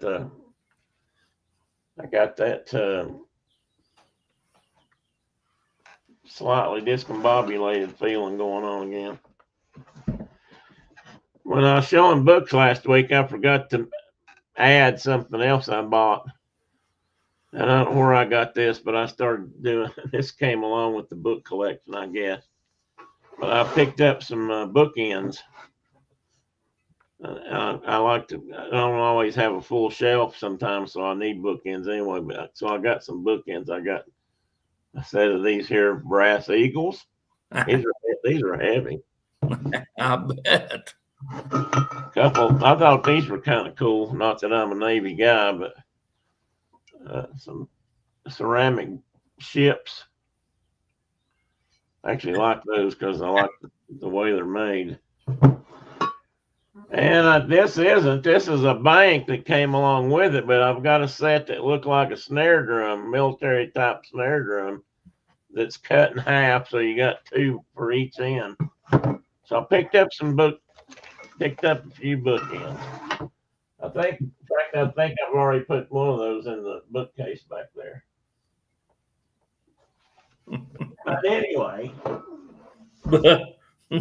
Tina said that book collecting requires bookends. that's right. I figured that out finally. I've got some new bookends that are much more efficient with holding books probably than some of my bookends, but they're just dull and plain and modern. And they don't look cool like a brass eagle or a sailing vessel. I got a couple more old ones. And I got a set of homemade ones somebody made, and I've got to do a little bit of work to them. Also, see, this is what I mean by new. This is a new book. Yeah, that's not a bookend. But this is what you see in libraries and on bookshelves these days. And I've got a couple sets of those. But they're nowhere near as cool. Now this one, on the other hand, is kind of special. See, it's got a friend the mouse on it. It's got the mouse. And so I got a set of these too, but I've had these for quite a while. And I've made a couple of bookends over the years. And they're probably back there in the back too, but I took some of my favorite rocks and created some sculptures and made bookends of my own, which I thought was kind of handy. But none of those are within easy reach. I'd have to go back there and unpack in the cabinet back there. I don't think I got any more up here. No, no more. That's it. I think the book collecting and bookends collecting, yeah, they're right. So thank you, Tina. If Brenda comes back in, remind her of that. Just so she knows. One goes hand in hand with the other. That was a reference to the fact that you'd said you couldn't think of a topic. This wasn't chasing squirrels at all. No, I wasn't. And I couldn't think of a topic. I sat here till yesterday afternoon. And in fact, Brenda and I had to go run some errands yesterday afternoon. And right before that, I thought of this topic. And then I had to wait till we got back. And that's why I was here late last night working on putting some stuff together. And still don't feel like I did it justice. I would like to spend a lot more time on it. But you got the general idea. And I didn't even know. I mean, I didn't even realize it was Women's History Month until I started looking for a topic. Well, you mentioned the Vietnam nurses monument that they built in D.C. Wasn't that where it is? Or go ahead. It's in D.C. and I'd love to go see it. I would too. One of the things I regret not doing, and of course I had a hard time walking through that, but yeah, probably by the wall and by the Korean grills, trail is pretty. I mean, and then they didn't build a World War II monument till. Well, 10, 15 years ago, I guess. Yeah, But, it was way long after. well, then after that, they built the Korean War Memorial. I mean, that was even after that. In fact, I think the Vietnam memorials was built before we Right. got Korea in there. But the women thing may have been the latest one, and I thought it was pretty cool. But yeah, it would be. The one of the things I regret not getting to do. I don't know if you've heard of them or not, but at least in the East, I'm sure they do it out West too. But they do veterans flights where they actually take veterans back. Yeah. Not back. Well, they have done that. They've took some back to Omaha Beach and stuff. But to Washington, to where all the memorials are. God, I cannot remember what they call that. It's not veterans flight. It's something similar. And I Honor wish I flights. could have got my dad involved in that before it was too late. I would love to have gone to that and let him see the Korean memorial but we didn't get to. I found out later that I think one of my cousins took my dad's younger brother. I think, yeah, he's younger. Dad's the oldest, or was the oldest. And he got to go up and see it. So, they would pick them up in Knoxville. They do flights out of Knoxville every year. And if I could have got Dad down here and done that, I'd like to have done that with him. I think that would have been pretty cool. Honor flights, maybe that's what they call them. Yeah, honor flights. The Korean War and the Vietnam Wall are both yeah. I mean, I guess, I think it's got something to do with living through them, or at least close to it, or being affected. When you've got family and or friends that were there that fought in those wars or died in those wars, in our case, Vietnam, Korea's on the cusp, and Vietnam was the big one. And now, I don't even know how you call the Middle Eastern wars. Maybe that's how you call it. The sandbox. Well, besides the sandbox, but I mean, I don't know how they refer to it officially. I mean, it's not just Iran, it's not just or Iraq, it's not just Afghanistan, it's all of them and then some. But the GWOT, man. That's how they referred to it, the Global War on Terror. Oh, well, yeah, it was called that. True. I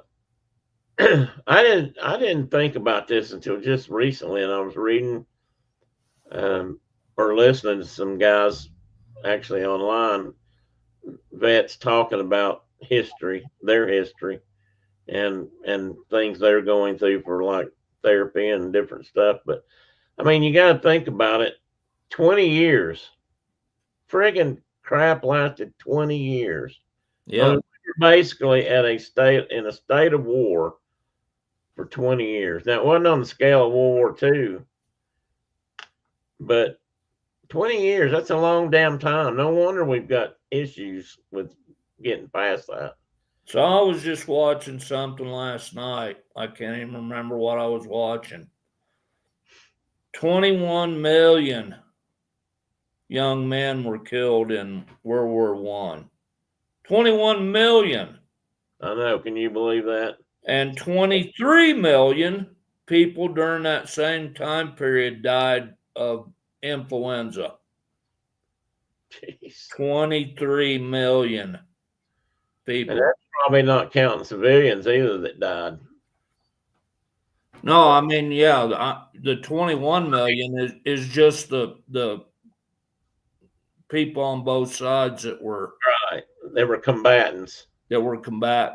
But there was a lot at the same time, 23 million people died of the influenza. Wow. During during World War I.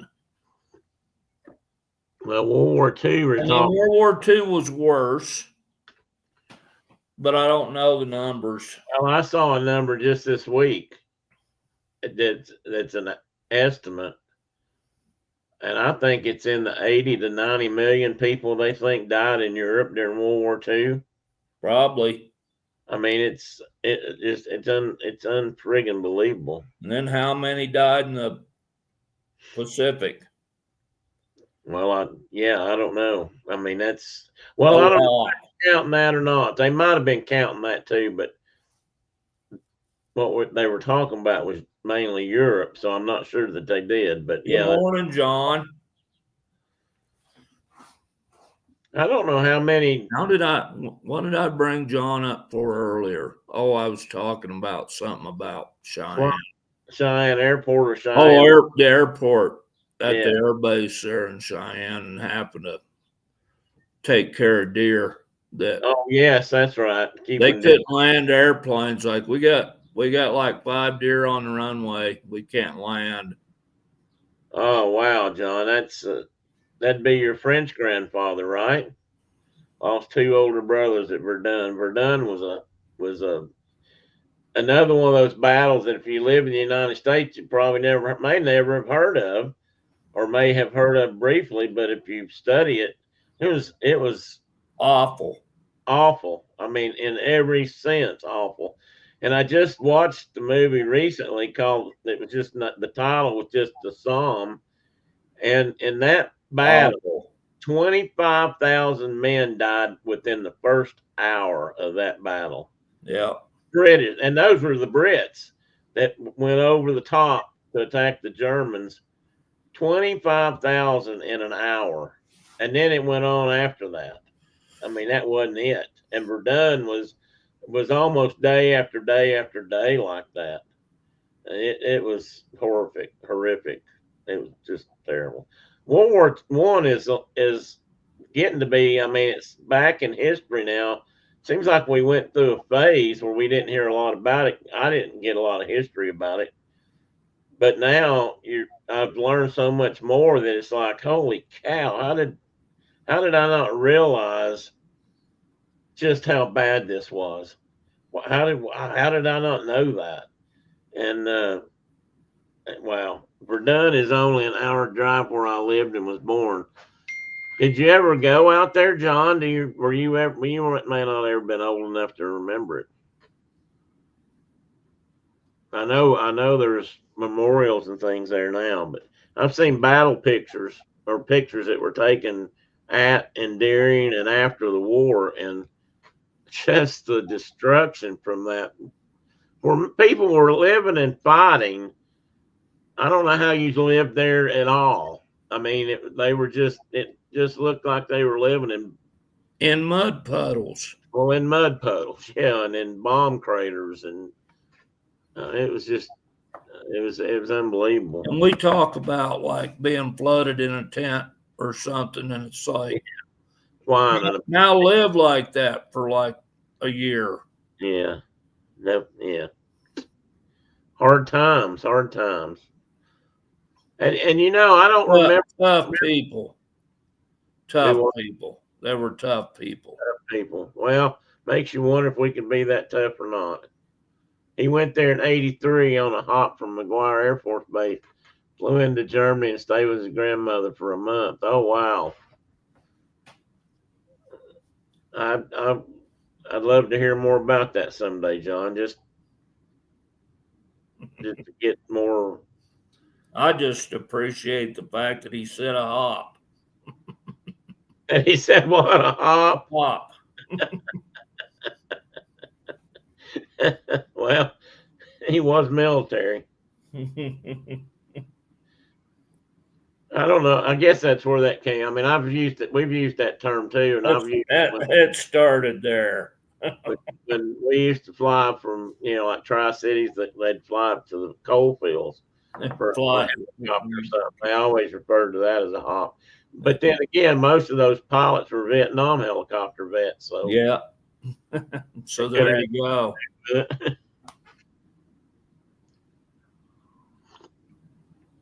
When I worked the whole time I worked at Tri-Cities, which is where I started, working as a professional aviation person. We had, I mean, that was during the heyday of the boom days of the coal fields of the late 70s and early 80s. And all those people had helicopters up there. And every pilot I ever met but one, I only ever met one guy that was a civilian trained helicopter pilot. And he was a good pilot, don't get me wrong, but all the rest of them were Vietnam guys. Every pilot I flew with in a helicopter during my career was a Vietnam vet. Every one of them. And I'd trust them with anything. So those guys were starting to get up. The guys that got killed during my career were all like Kiwis. There were a lot of Kiwis that would come over and help us catch critters. Yeah, you've told me. And they all died.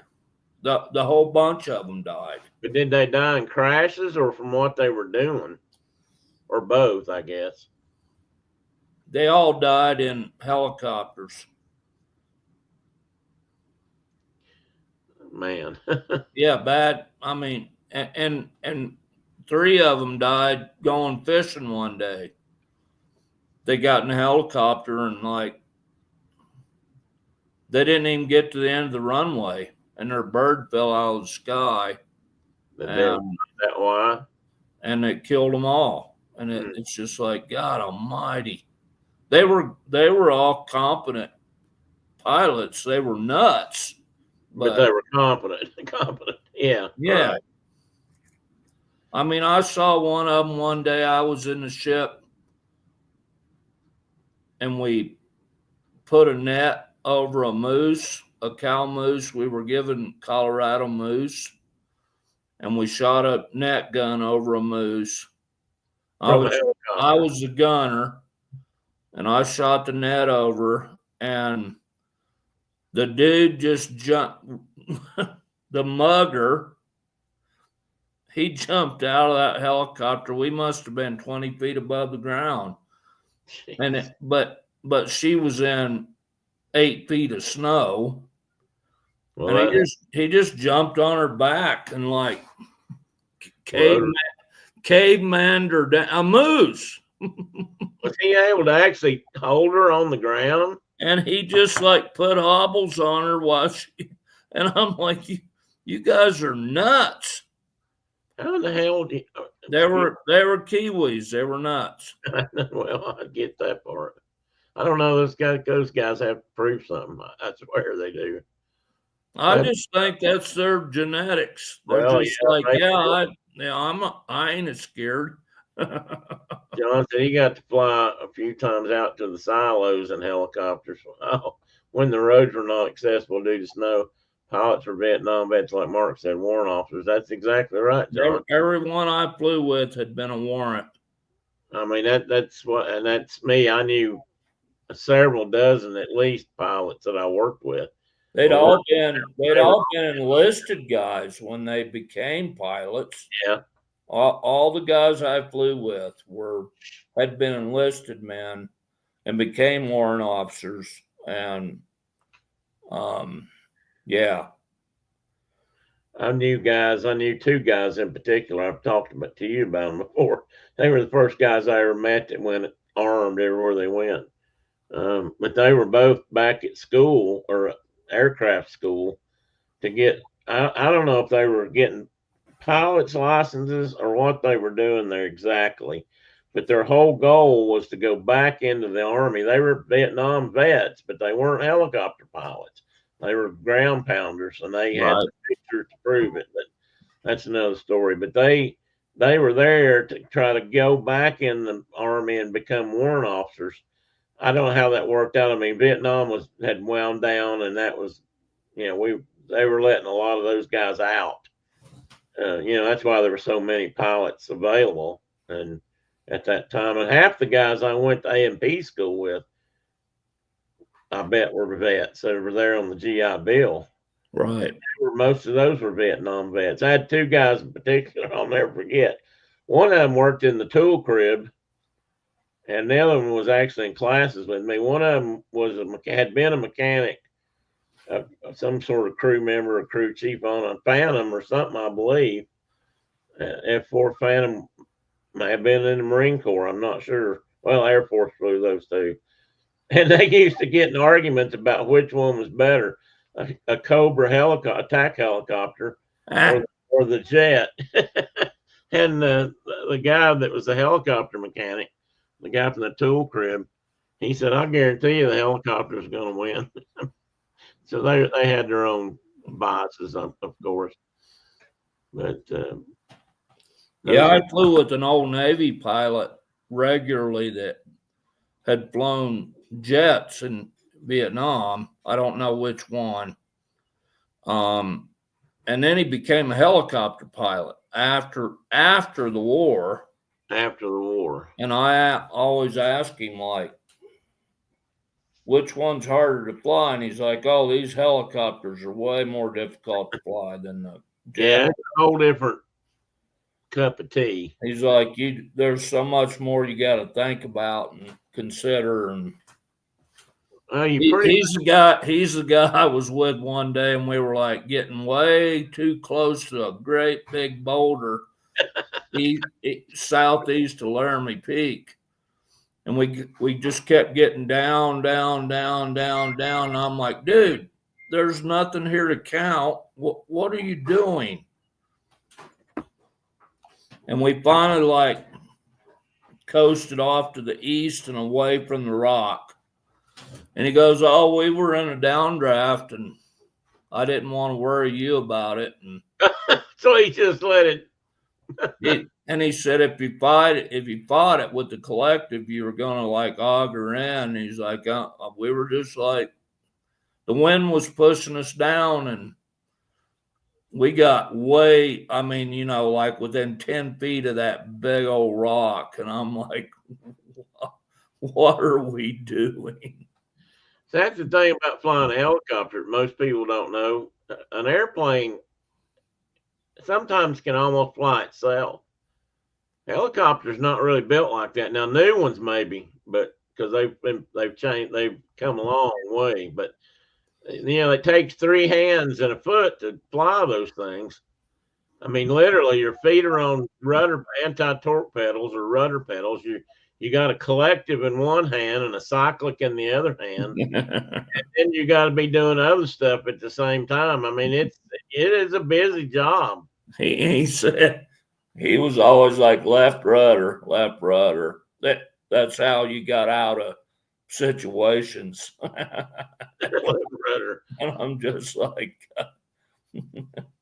so he flew like 3 or 4 miles away from the rock. And he was like, yeah, we were going down. I had another pilot that we were just flying along. It was cold, like 20 below zero. And we were flying along and he just dove towards the ground, like turned the nose over and just started diving down to the ground. And then we got like 50 feet off the deck and he swooped her back up. And I'm like, what was that about? Oh, we were icing up. And sometimes if you do that, the ice will come off your. Oh, geez. And I'm just like, why don't we go back to the airport then? Yeah, that's what I was. That would be my suggestion. I never flown in a helicopter in bad weather, but I've flown big planes, and it's not. It sucks. Vietnam War Memorial. We flew one time where the visit, like it became a whiteout. Oh no! And I literally felt like I needed to have a stick out the door to click off the. We were flying right over the highway back to Kemmer. And I'm like, do you want me to put a pole out so we can hit the delineator posts so we know where we're at? Just click, click, click, like a playing card in your bicycle spokes. He's like, we got it.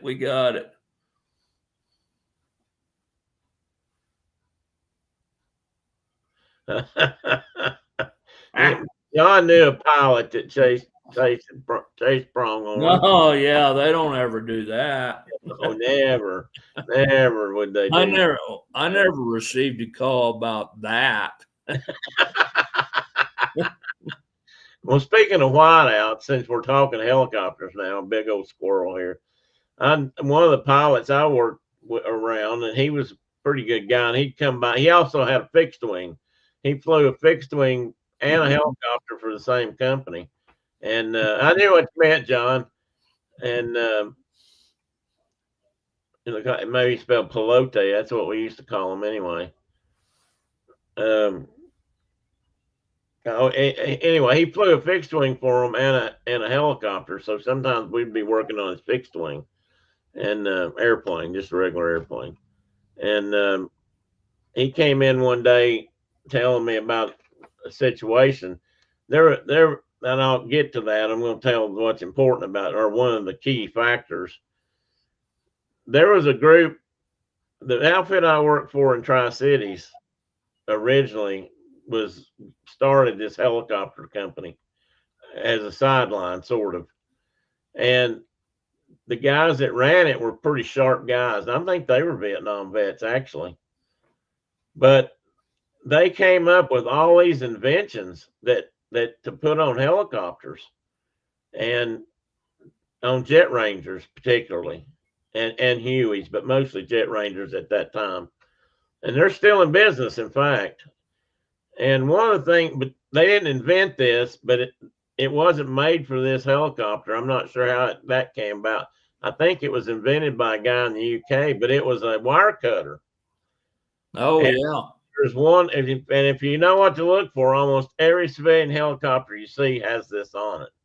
There's a cutter, a blade, literally a blade, a little horn right on top above the cockpit, usually center of the helicopter, because that's important.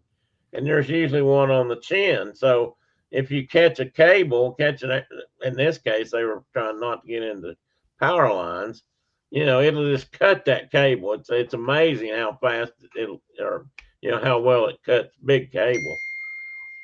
But you got to have some forward speed up to do that.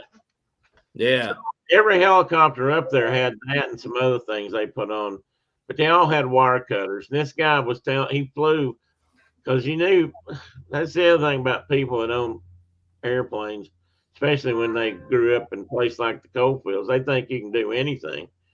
So they'd call him to go from point A to point B sometimes when the weather was terrible. And they were at Tri-Cities one day, and the guys wanted to go back up to Wise, Virginia, wherever they were based out of.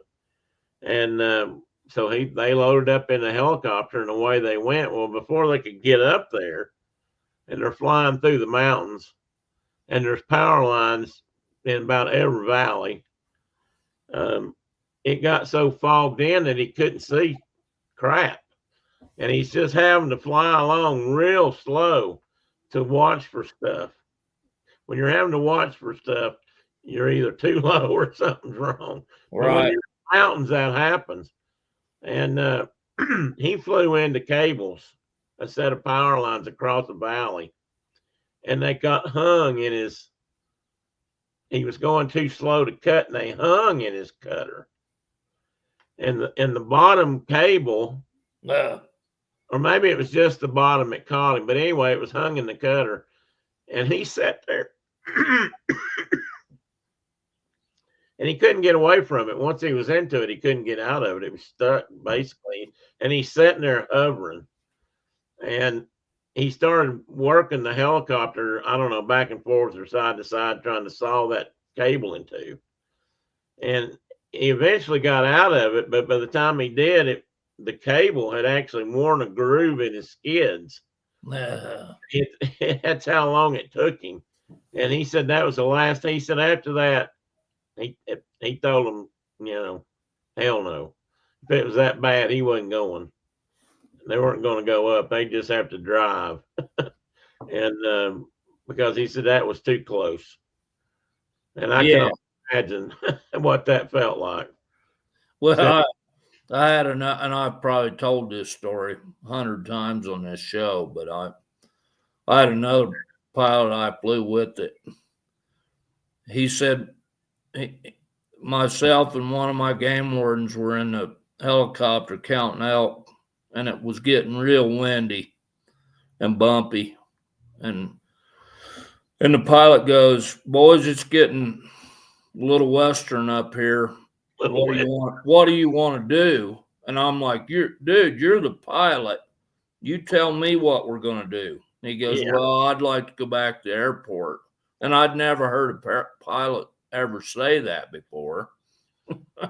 No, most of them either don't want to because they're too gung ho and Yeah, and he was one of those guys, you know, and he turned the ship around. We just deadheaded it right back to the airport.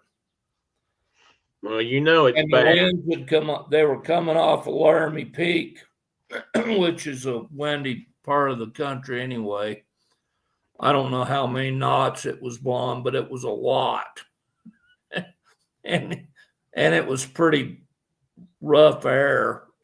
You know, the ship was bumping up and down, and he looked over at me at one point and said, "This is the fact." And he'd been in Vietnam, I don't know, 3 or 4 tours. He goes, "This is the fastest I've ever gone in a helicopter right now." Oh, did you have a tailwind? Yeah, it was blowing right up our skirt, you know, and That'll do it. it was. He's like, "We're moving. For this ship, we're moving." I think we were in a Jet Ranger at the time.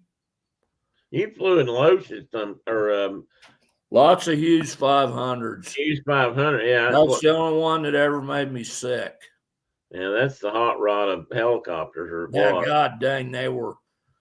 When I was feeling good, it was so much fun to fly in those things. And then one time, a guy made me sick.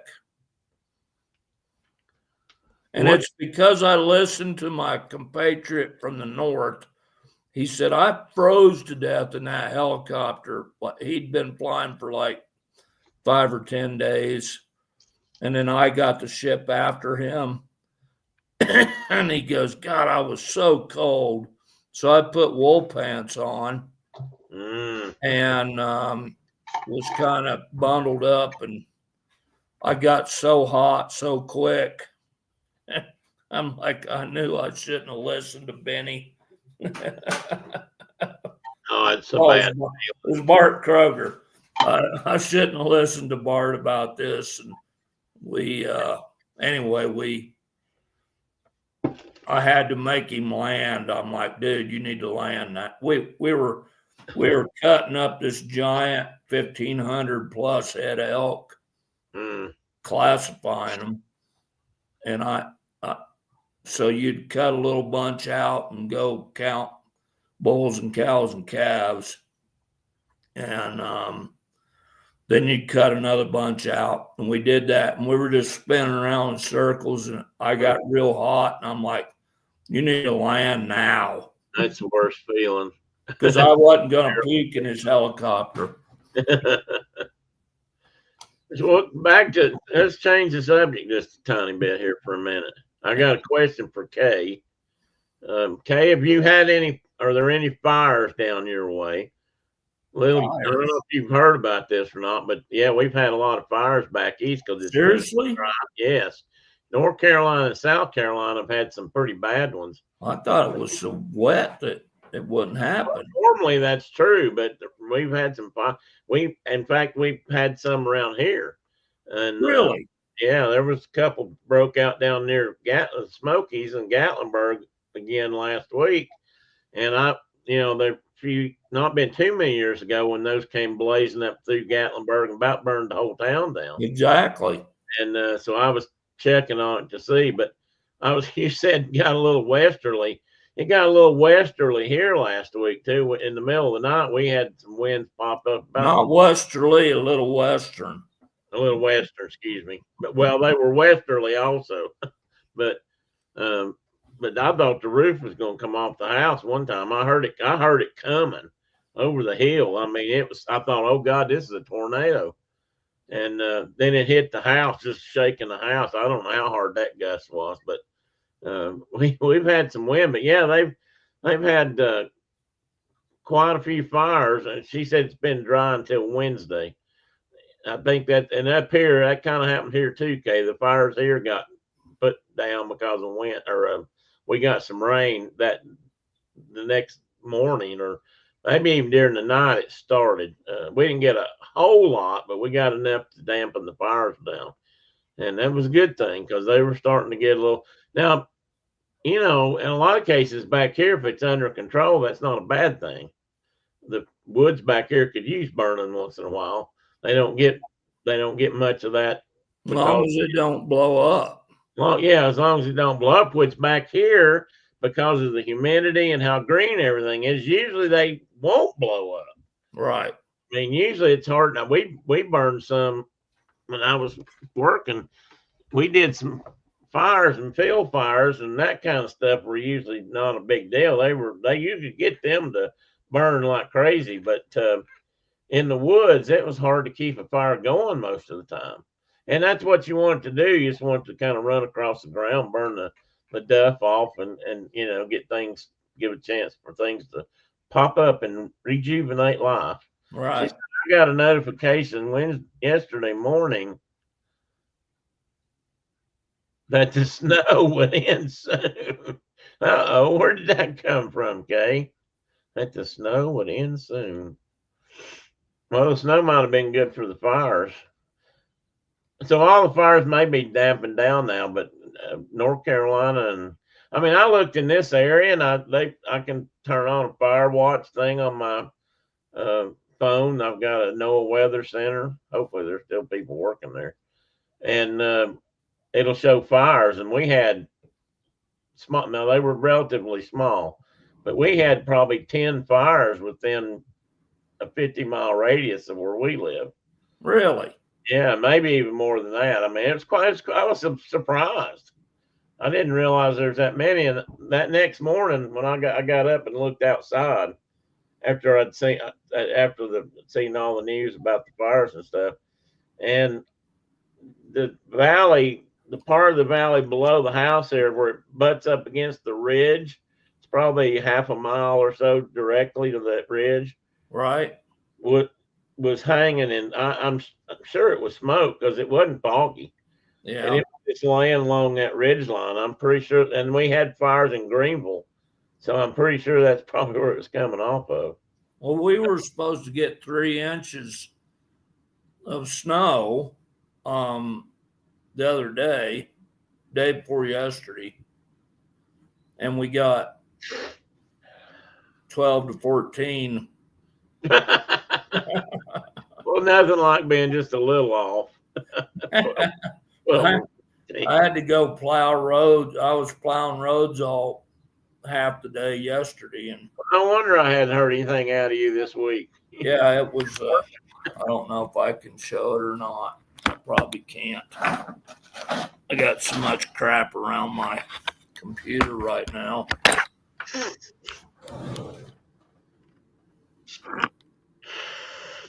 There's some snow, a little bit. Oh yeah, everything's nice and white out the window. Actually, that was a pretty good shot out the window. That looked good.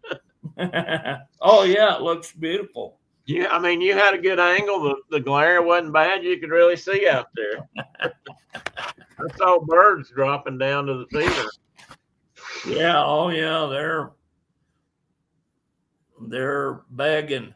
All the red-winged blackbirds are back. Oh, that's good. So they're, yeah. It means spring's here.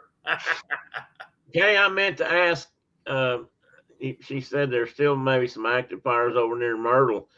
I heard that, and I was going to ask Cherie, the lady that comes in, works at Walmart sometimes. She used to come in on a lunch break to the show, and I was going to ask her about that because she lives over there near Myrtle Beach. It's just not a place I think about fires. Of course, we were in Florida one year, and the whole state was on fire.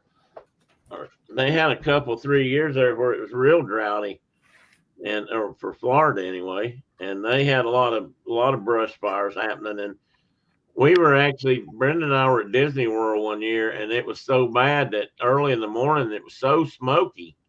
And there were fires actually pretty close to that part of Orlando, and it was so smoky that they closed down all the on property transportation, the boats on the water stuff, and the monorail train was shut down because the visibility was so bad. And I don't even think they were running the buses. It was for a little while it got that smoky. I've never been in Florida when it was like that either. It was a strange feeling. Do you remember? For some reason, I want to think this was after you guys lived in Jonesboro. One year there was a big fire down towards Greenville on, I don't know if it was Viking Mountain or which mountain range it was, but we were going from, maybe I was going over toward Brenda's mom's house actually. And there was a little rise and you could see off down, to the horizon kind of thing for sort of what you can back here. And it was at night, and that whole mountain looked like it was on fire. That was one of the biggest fires I remember having, growing up or being up there or up here. But nothing like that since then. I mean, rarely. There was a lady set a fire. Well, people down here still feel like they need to burn their garbage all the time. Some people. And a lot of people still have burn barrels out behind the house. And I don't know, maybe that's not such a terrible thing that keeps it out of the landfills. But anyway, she lived at the bottom of the mountain. Especially if you got an aerosol can or two in there. Oh, yeah. That's a whole nother story. She lived at the bottom of the mountain down where what we used to call Time Zone Hill, where the time changed. And you crossed over the mountain at Rockwood, and that mountain from the city of Rockwood just goes almost straight up to whatever height it goes to. And then up alongside of it, the interstate is cut. And her fire got away from her at the bottom, basically at the base of the mountain, and it didn't stop till it roared over. It went straight up. Yep. Jumped the highway. People had the interstate closed because it jumped across the interstate. And it was just made a heck of a mess. Well, I didn't know you guys had dried out that quick. Well, I didn't either. I mean, I didn't. Sounds like you had, I can't think of the term now, derecho. You had derecho, those straight line winds that break trees. Yeah. It's basically like a tornado that's not swirling around. We have those. We have derechos every single day of the year. I don't know if that counts or not. I still, people like, oh gosh, we've got like 30 or 40 mile an hour winds, and I'm like, that ain't so. That's like a gentle spring zephyr. The winds you guys have are just. That's great. Why we don't have people like Colorado does. Well, I get that. I believe that. I bless the wind. It's like keep them at bay. Keep them. They try to move here, and then they're like, I'm out. Kay said they had 30 mile per hour winds earlier in the week. I guess that's kind of what we were having, but we were having gusts up to like 60 and above. I'm telling you, that when it came roaring over the hill, that's a good wind. 60. That's a good wind, and it's unusual for here. I heard that one coming. Brenda and I were sitting on the couch. It was about 11 o'clock at night, probably. And I said, listen, and I mean, literally, I heard that one galloping over the ridge here, and it slammed into the house. And I told her, I said, I hope the roof stays on, because the end of our house is wet. The peak is facing the west. Right. And man, that wind's going to come in, get under that and just pop it right off, but it didn't. So all was good, but I was a little concerned. That was a nasty one. Yeah, okay, we had 30 mph every day. But people here built stuff for that. True. Good point. We used to have a friend that flew out west, not Wyoming necessarily, and they used to joke about the windsock at the airport. He said, if it's we out there, he said, out here they don't use a windsock. He said, we use a log chain. And as long as there's a couple of links hanging down, we're good to go. And that's about the truth. So John will know about this. There's a windsock at Bordeaux, at the Bordeaux exit between Cheyenne and Wheatland. It's closer to Wheatland, but that's what they've joked about forever, is that they just use a great big heavy duty log chain. And we used to go to that spot just for fun to watch the semi trucks flip over on their side. So was that off the interstate? We'd get a case of beer and go watch the semi and like bet on who could make it through. Oh, the things you do for fun. What a bunch of dummies. Watch the tractor trailers flip over. One of Kay's rockers was blown down the driveway, apparently. She had to drag it hard. Oh no, the rocker's broken. I wonder if you can get anybody to fix that for you locally. There's bound to be a carpenter or a woodworker somewhere in town that does that kind of stuff. Or you buy a new one.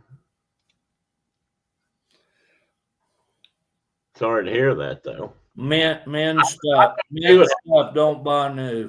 Mend it. Well, yeah, better. There'll be somebody handy that could fix it. Maybe Kay can fix it. Maybe. I thought we might lose some stuff like that too, Kay. And there was some stuff. Actually, I don't know if it was that wind gust or the one right before that. Something banged on the front porch real loud. And I said, what the hell was that? I thought the roof might have been going. But Brenda looked out and it was a big flower pot she had sitting out there on a table on the front porch out there near where I used to do my shows of a morning. And it just blew that thing right over and bounced off the floor of the porch. Made a heck of a noise. We've got it was, so we were lucky in that regard. You've sat in it. We've got a porch swing out here on the front porch. Yeah. And when the wind comes up big time, it'll start banging off the porch railing and things. And I got to go tie it down just to.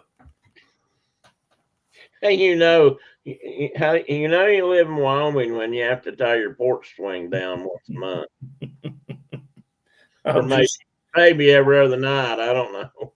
Take my lariat out and just tie her down and. Oh me. Oh, and you wouldn't live anywhere else, brother. I haven't for decades. Makes you wonder how stupid I am. Makes you wonder about how the Plains Indians developed the teepee and how it withstood those kind of winds. Because I mean, they don't just happen in Wyoming. But it does. They do that design works. It works because I get that. I know how they're set up, but it's amazing. You've slept in many a one. So, I mean, when you think about those, it probably explains. It makes you wonder, when they actually figured that out, how to build a teepee in the right shape and the right base. The shape of the base is the key to it.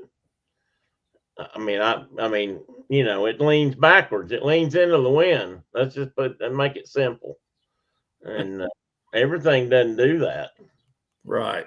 And then the general shape of it, I'm sure, allows the wind to cut over the top and maybe even holds it down to some degree. I Yeah. mean, it could almost, actually, I could see that. The shape of a teepee with the wind going over it could actually act like an airfoil. And push it to the ground. You could either push it down or lift it up. Now, let me think about that. I might be backwards on that.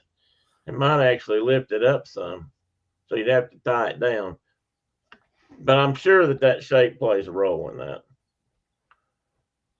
I'm not sure it's worth fixing, she said, but I'm going to try. Oop, wrong one. Well, my brother's is thinking about moving to Wyoming. He says Colorado has too many people. Mark's point exactly, Chris. That's what he was just saying. The wind keeps the people, keeps them blowed down into Colorado and out of Wyoming. Montana and Colorado are both way more heavily, especially Colorado. Yeah, that was something. Chris, that's the most godforsaken place I've ever been is Colorado. It's so full of human beings, it's ridiculous. Like that year round or just in the, well, no, it's that way. They just keep vomiting communities out into the plains now, and Denver just keeps like giant jumps out towards all that eastern plains country. Like the airport, for example. And they all, I mean, they're way east of the airport now, and they've just got all the just cookie cutter homes. Every one of them looks exactly like their neighbors, and they're 4 feet apart. It's just disgusting to me personally. Well, you're a little bit. I don't even want to see my neighbor. I mean, I got good neighbors, but I don't want to see their house. Sometimes I think I sure wish I couldn't see mine.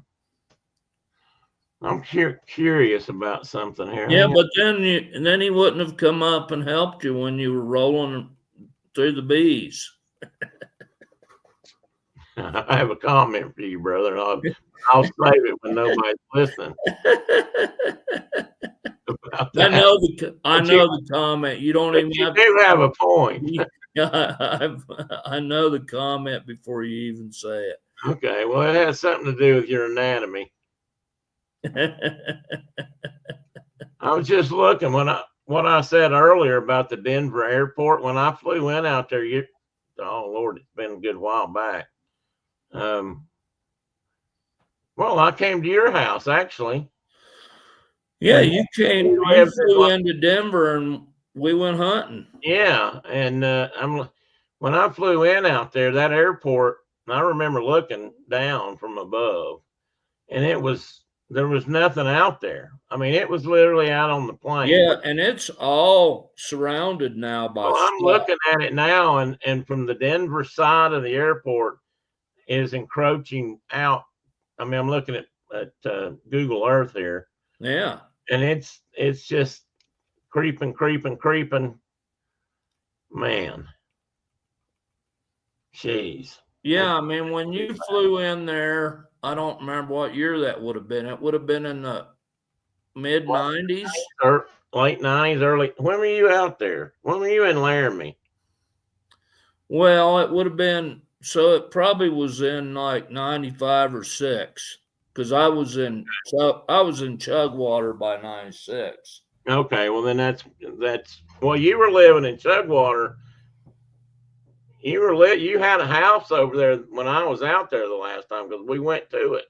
You took me. That's right. That's right. So anyway, maybe it was 96, 97 then. Because we rode around and the airport was like out in the prairie by itself. Yeah, it was. I mean, it was far out of town. It was kind of. Yeah, they built it that way on purpose, and it was because I'll never forget looking down on it. I thought, damn, that thing is way away from Denver. Right. I mean, it's out here on the plains. And I was just getting ready to make a comment. That was one of my favorite trips out. Part of it was because you had a little girl riding around with you in your truck. And I'll never forget her riding in the truck with us when we went over there. And one, I used to love to watch her do the sharp-tailed grouse dance, and that's the thing, people. And that's also where I learned about truck farts. When we drive over a cattle guard, He was sitting between us in the truck, and you hit. Well, cattle guards are ripple strips coming up to a stop sign, and she giggled and looked at you, and I didn't know what she's giggling about, and I heard her tell you, said truck farts, Dad, or something like that. And I've never forgotten that. So I've used that term taught my girls about truck farts. Of course, they were about too old by then, but they still, I don't know if they still use the term, but I do. Oh, me. I used to envy you for that, brother. You got to spend a lot of good time with her back then. I did. Well, Chris, what part of what part of Wyoming is he thinking about moving to? Because there are some bad parts. Don't let Mark fool you. There's a few places he wouldn't live either. Yeah. At least one general area where he wouldn't live. Several. So if you look, you got to realize where his house the is. Old Casper, Cheyenne parts. Jackson Hole. They're never going to be my favorite. Jackson Hole's my least favorite. I saw something not long ago just recently, in fact, about Jackson Hole. It's the richest county in the United States of America. Do you know that? I've heard that. Yes, I've heard that. I think I looked that up one day. The billionaires run the millionaires off now. It's ridiculous. I have a good buddy that has a house that he bought in, it would have been that same time you were out here, mid 90s. He bought a house in Jackson, for a normal house price, regular house price at that time. And it, he paid like $185,000 or something for it, and now it's worth $1.5 million, maybe more than that. Yeah. It's on 2 or 3 acres of ground, and if that happened here and mine would jump that way, I'd sell it, and I'd be driving around the country, and I'd come visit you, buddy. Great big mobile home. You'd buy a horse trailer and come see me. I would. Yeah, but you can count on it. But he didn't say he currently lives in. He lives in Rifles, so he's not in the bad part either.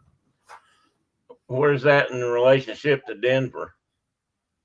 Northwest. So if you go to, where we hunted in the Sierra Madres there by Baggs, Rifle is just southwest of Baggs. Cool. Well, that'd be nice. Yeah, so it's on the west slope, and the least populated, the less populated part of Colorado, but it's getting. Yeah, that's what it sounds like. Crazy. Yeah, so if he went straight north, Chris, he'd be like up to Baggs or somewhere like that.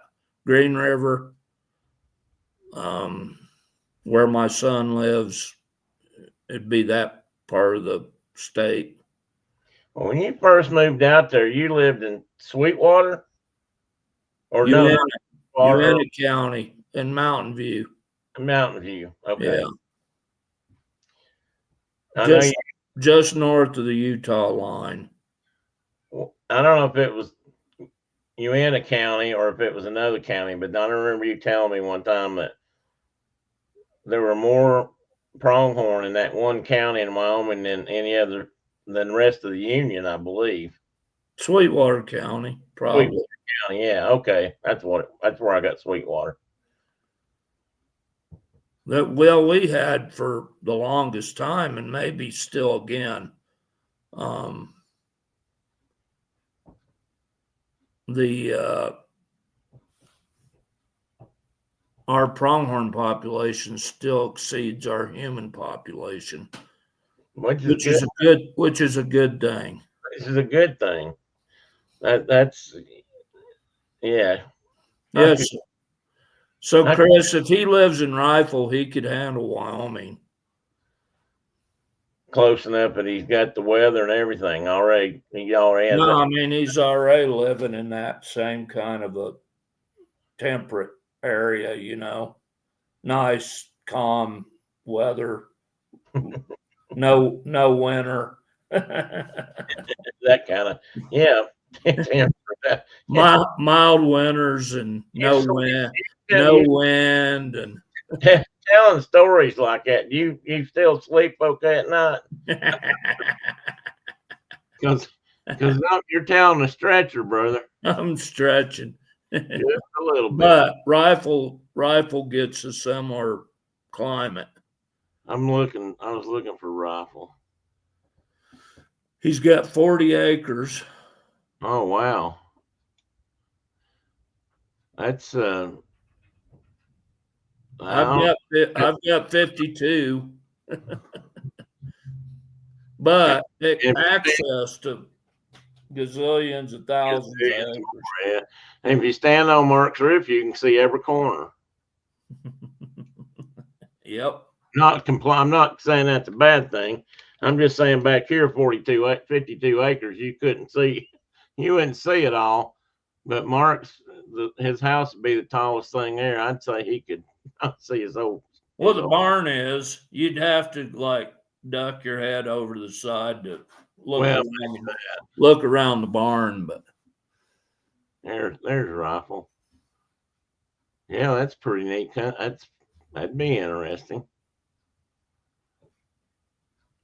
So Chris, there's a town north, I think it's north of Rifle, Craig, Colorado. We call it Plague. We call it what? Plague. Plague. Oh no. Oh, speaking of that, this is. You're going to Gene Hackman, aren't you?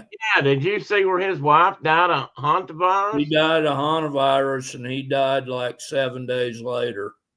They saying he died of a heart attack, but I could have been induced by something else. But yeah, she died of the hantavirus. Where did they live? He had really, really bad Alzheimer's. Oh, okay. He was 95. She was in her 60s, and she died of hantavirus, and he died like 7 days later, but probably didn't know who he was, Yeah. Kind of the deal. Yeah, I didn't. Another old jarhead gone. Yeah. Was that in Arizona? New Mexico. They were living up outside of Santa Fe, I think. Every once in a while, they hint around, or I've heard stories about concerns about hantavirus here. And, seriously? Yeah. I mean, I don't know how serious they consider it, but like along the Appalachian Trail, there's shelters occasionally. Yeah. Most people don't. I mean, some people use them. I mean, you can usually hit one at a day's walk. Right. Of course, they can get crowded too, and depending on what time of season it is. But some people that don't want to carry the weight of a shelter or a tent or something, they use those shelters. Well, one of the problems with that is food scraps can accumulate, and some of them are even made where you basically sleep on almost like a chain link fence bed over a floor. Anyway, they have a lot of mice issues, rodent issues in those shelters, and that's every once in a while that comes up about some of the certain shelters on the AT. I don't know how. Yeah, it was, Chris. Well, there's a lot of versions of it, I guess, around the world. Here in the West, and I'm not sure what happens back east, but it's primarily transmitted by deer mice. Yeah. Which my house gets full of. I worry about it all the time, and I don't worry about it. I don't lose sleep over it or anything, but it's a possibility. Well, I know 2 people personally that died of hantavirus here in Wyoming, and generally the conditions have to be really dry, and you have to be, you have to aerosolize. How do you say that word? Yeah, that's close enough. Aerosolize the virus. Yeah, you have to you got to be sweeping up and cleaning up a bunch of mouse feces or urine or saliva and breathe it in.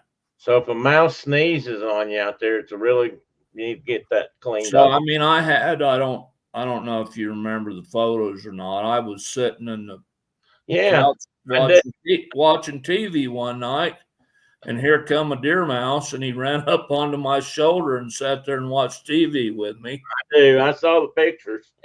That's not a few months. I'm just like, what in the world? And my daughter took him in and kept him. Yeah, that's what I was getting ready to ask. Well, he died of hantavirus or whatever he died of. And I'm just like, we're not right in the head. No, but I've been doing the same thing, I'm quite sure. Which is, again, we catch a lot of them in the house. They're a very, very abundant species here, but that's the situation where they get it up here is when you're in those dusty conditions inside those buildings, right? Shelters, and same thing. That's how it spread here, but it may be a different variant of the virus. I don't know about that, but I know that when it has cropped up, they shut those shelters down ASAP and do whatever they do to them. And I'm sure they nuke the hell out of them. I'm sure bleach and whatever. That we had cabins when I worked for Arizona. We had cabins down there that our people just didn't go into anymore because they had so many deer mice in there, and they used to call hantavirus the Navajo flu because the people that mostly were affected by it were Navajos on the Navajo res, in the Four Corners down there. And yeah. Like Kay said, he's not really into mice sitting on her shoulder. That's why she keeps cats. He was a cute dude. I saw pictures. I mean, they don't look like European mice. They've got great big eyes, and they look more squirrel-like. They belong here. They're not like European mice. Yeah. And Caitlin, what I couldn't get over was the fact that Caitlin caught it, she just picked it up off my shoulder. Yeah, that's what. And I mean, who knew? Maybe what was the mouse that rode the motorcycle? There were a whole series of books about it. I can't remember his name now. I'm sure somebody on here knows the mouse stories. Jonathan Mouse or something. I don't know. Well, there was a mouse that you're fond of that.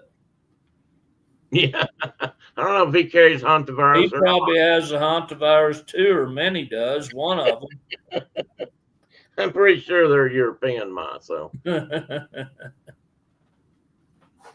I caught. You can't speak like that if you're a European mouse. Well, he's been nationalized a long. He's been here a long time.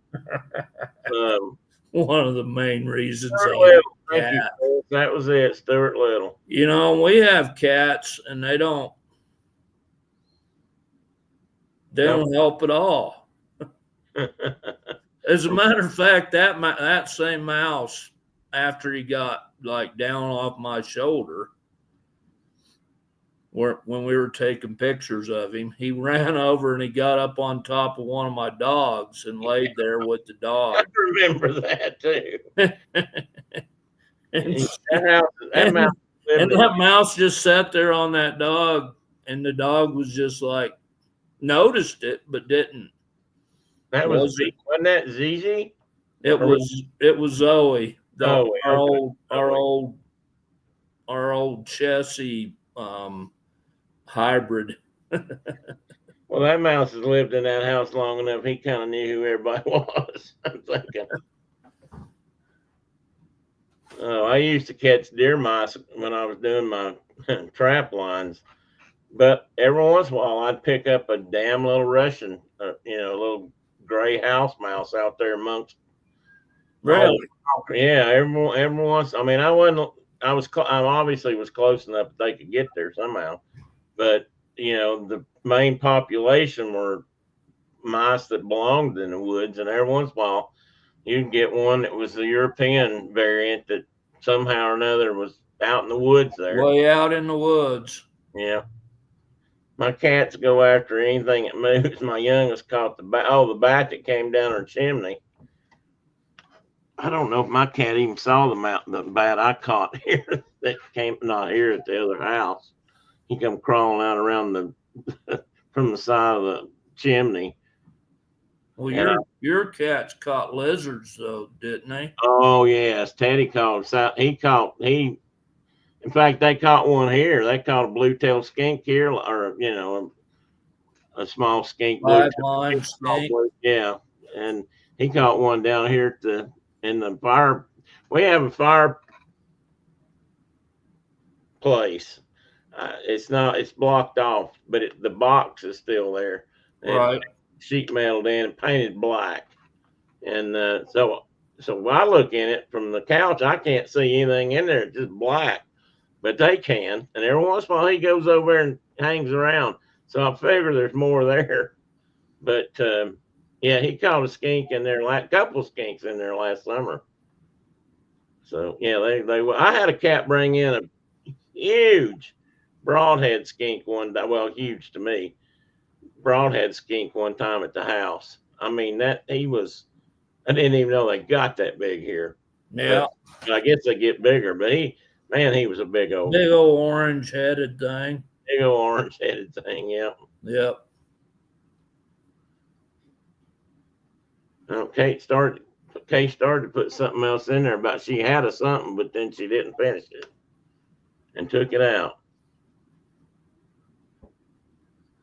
I tell you, the neatest mice I used to catch, well, yeah, the other one, the mouse, were these little red tree mice.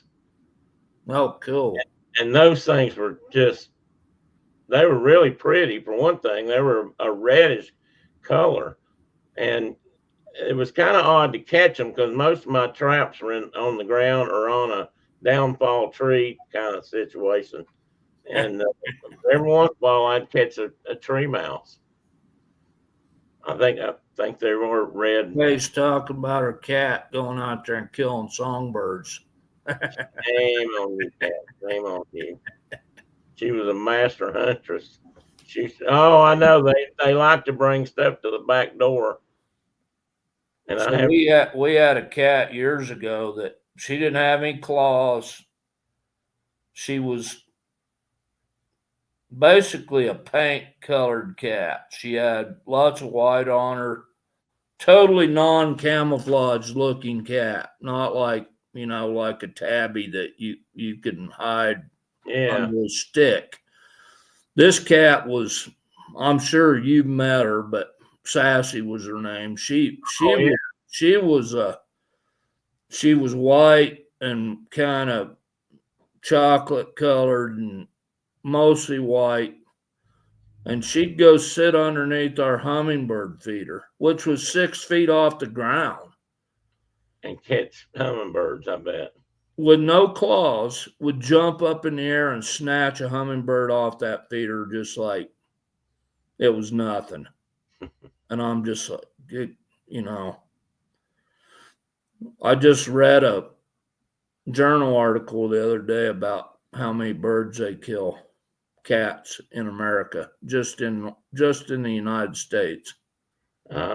Billions. Yeah, I can't imagine.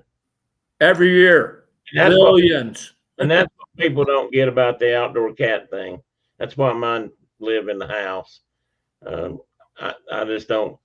Once I learned about that stuff, and I learned about it before I went to school about it. But once, I mean, I knew I've seen them bring, as Kay's describing, chipmunks to the back door, and birds and whatever other presents, uh, and I knew that, and then I saw a documentary. Jesus, I don't know how long ago this has been, and they actually followed some cats in England that were outside cats, and they monitored them every day, and how many animals they brought to the back door that they knew about. They didn't know how many. They don't eat them. That's just the ones they brought to the door. And it was the numbers they were the estimates were unbelievable. If they killed it and ate it, I'd be okay with it. But I'd have less of a problem with it. But usually they're just dragging them home and like, here you go, giving them to your owner or whatever. But which is one of the ecological problems of these feral cats. She has a slight wild streak. Yeah.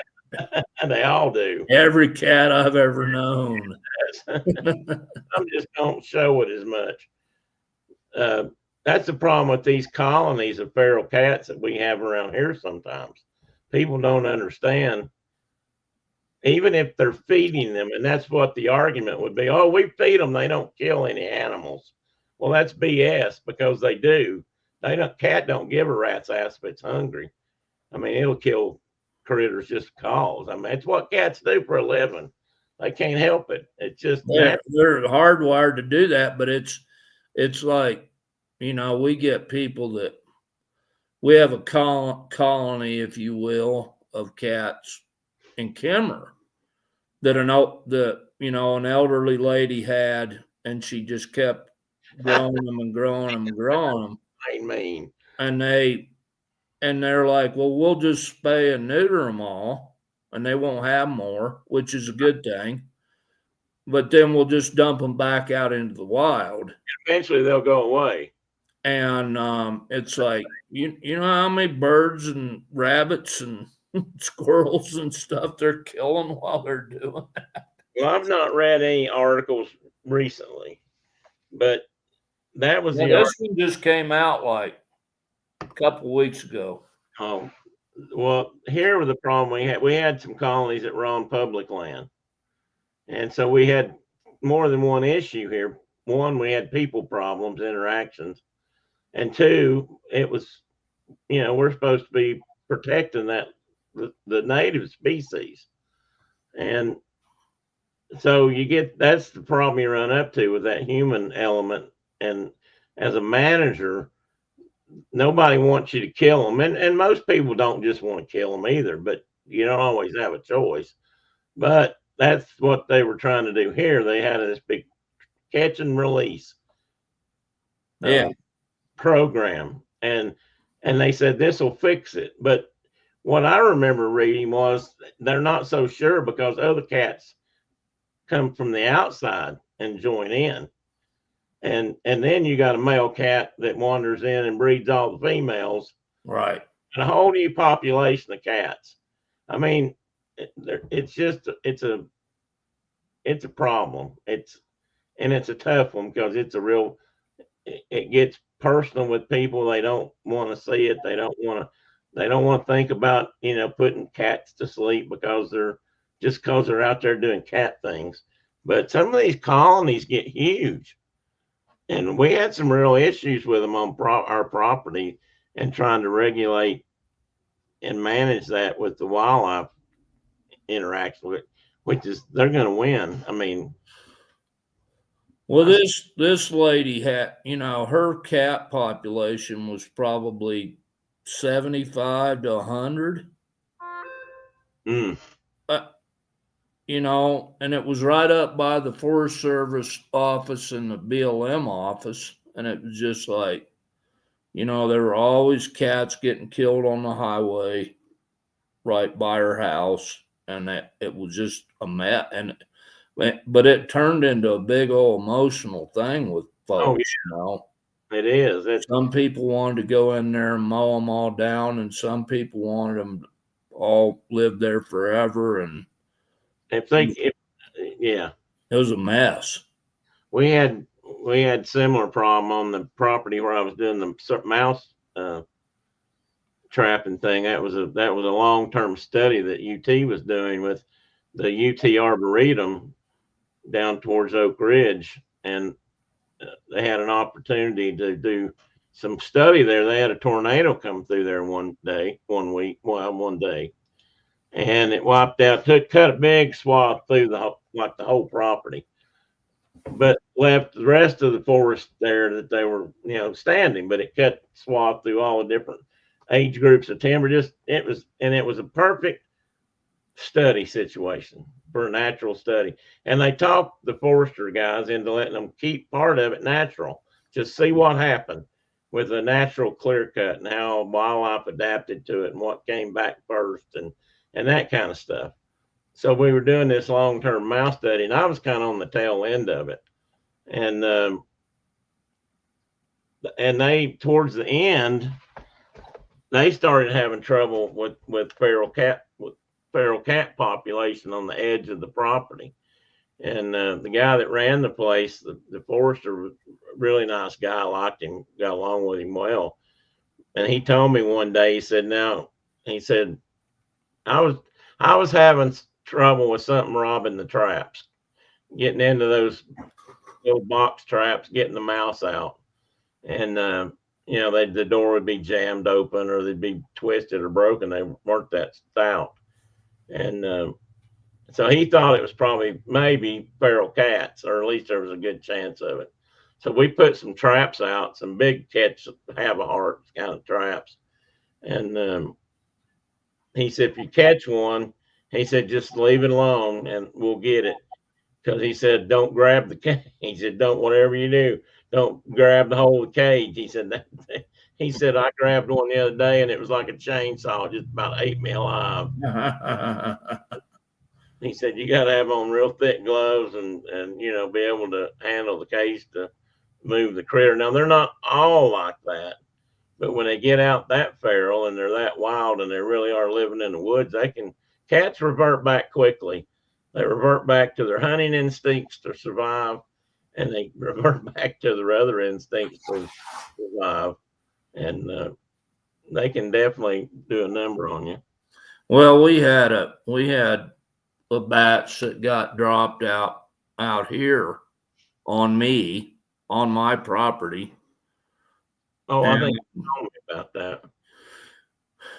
And they had multiple litters, and there were just cats running everywhere.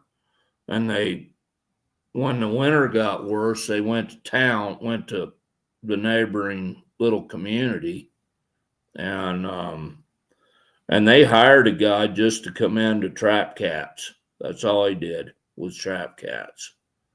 And I don't know what they did with them, but I have a lot less on my property now than I did. So, which is good for me. Mm-hmm. I want cottontails. I don't want cats. Well, yeah. And that's where the issue comes in with people. They'd like to say they'd like to have the cottontails too, but they don't get the interaction. Right. They don't want to do the hard part about management. That's the hard part about being a wildlife manager. But I didn't even have to do any of it. They're like, too either. But they're like, we're trapping in town here, and eventually, like, numbers went way down here. My dogs didn't help either. So, well, you'll have that too. Yep. A little bit like we got 3 or 4 red foxes living on us right now, and I'm sure they enjoyed coyotes, and coyotes will usually work them down pretty good. Yep, and red foxes do too. Yeah, and then the coyotes will kill the red foxes, and on and on and on. The whole thing. It's a circle of life. Now, Casey, she just needs to move some squirrels. Way too many, and they're destroying lots of things. Well, usually every 7 years or so, population will drop, but I don't know about in a well-fed community. I'm not sure. I've never really studied that. I think in in more urban settings that squirrels kind of keep Level, yeah. or just go up and up and up and up. Yeah, well, I think they fluctuate a little bit, but yeah, mostly they go up and up and up. I mean, we had more squirrels. You always had plenty. Well, that place down there we lived in Knoxville, my God, that whole community, they were everywhere. I mean, that place was covered up in squirrels. And since they ate out of my bird feeders every day, they were well fed. Do you have them at the house? Catch, Kay. They can be caught, but they are hard to catch. Do you have squirrels at your new place? Yeah, I saw one today up the edge of the woods. Oh, good. I haven't had one down on the bird feeder yet. Well, maybe one. I had one that got down to the bird feeders last year, but I saw one up on the garden lot area just above the back behind the house there a couple of days ago when I was making coffee. I watched him climb down the fence. So yeah, we got a few here in the woods, but squirrels or grays. So far, just grays. I'm waiting for that. I'll tell you something, boy. The day I get a fox squirrel in the yard, I'll probably wet my pants. I think that'll be so cool. Because fox squirrels have expanded their range here.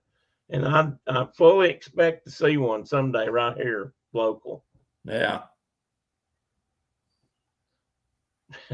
Well, it looks like good habitat for them. Oh, well, yeah, it is. I mean, it's open enough that they ought to be there. Not much farming right here, but that doesn't necessarily mean they won't be here. But because you're right, the rest of the habitat is good. Edge of these wood lots, they're all through here, and then there's open areas around them. I'm sure we've got them. I just haven't seen one here yet. Got it. We were kind of monitoring them at work. My buddy Steve Cottrell and I used to talk about things like that. And we were kind of, what? Hey, Dave. Dave's in. Welcome in. We used to kind of keep track of where we saw them. And over the 20 years I was at TVA, they had moved out from one region and they had spread out, I don't know, at least 10 or 12 miles of range expansion from where I started seeing them on a regular basis. So, and just the big old black faced things with a white nose. I mean, you just kind of never know. They're handsome rascals is what they are. I bet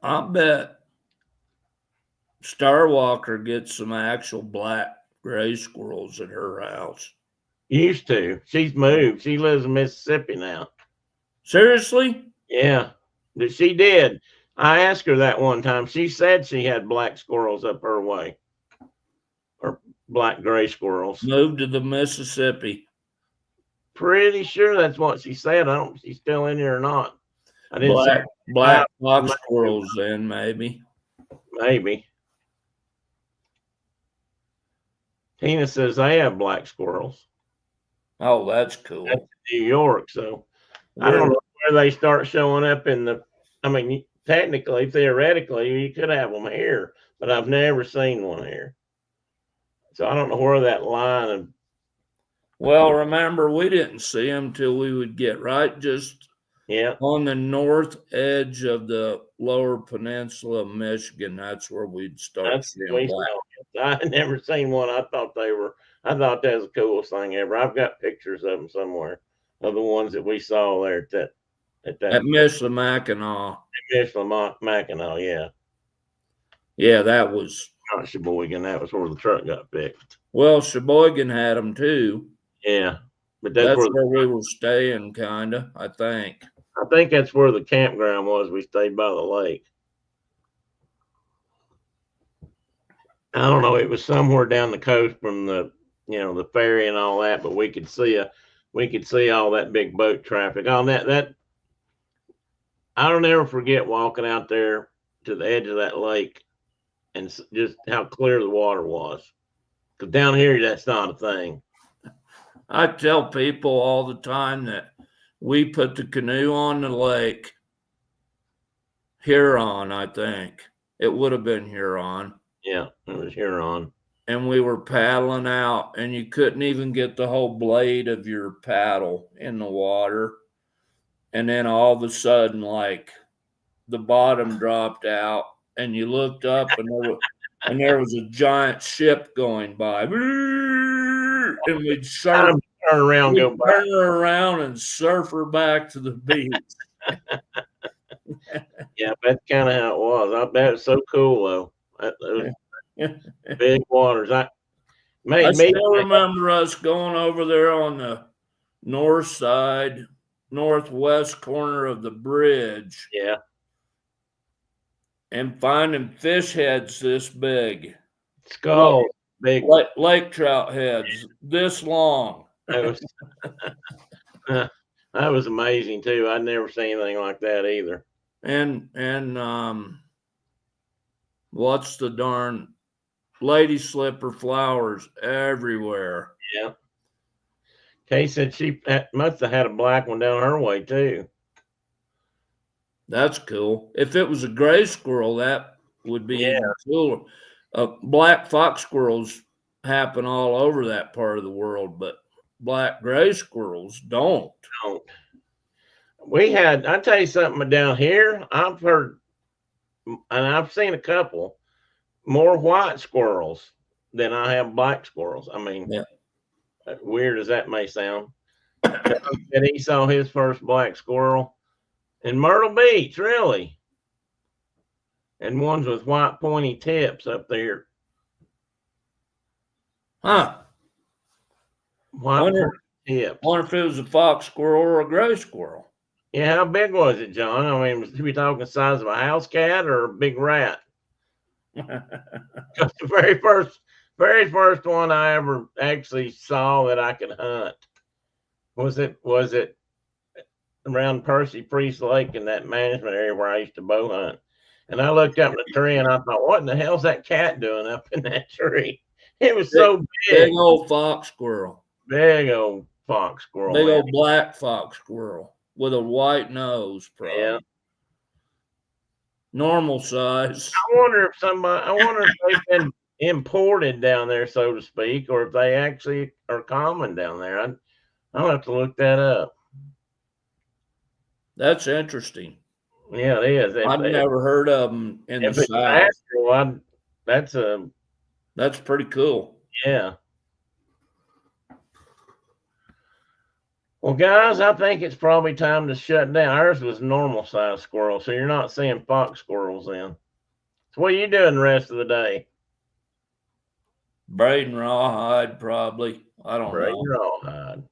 Yeah, we're going to have to get that on camera. Whatever my wife tells me I'm going to do. What? I don't know.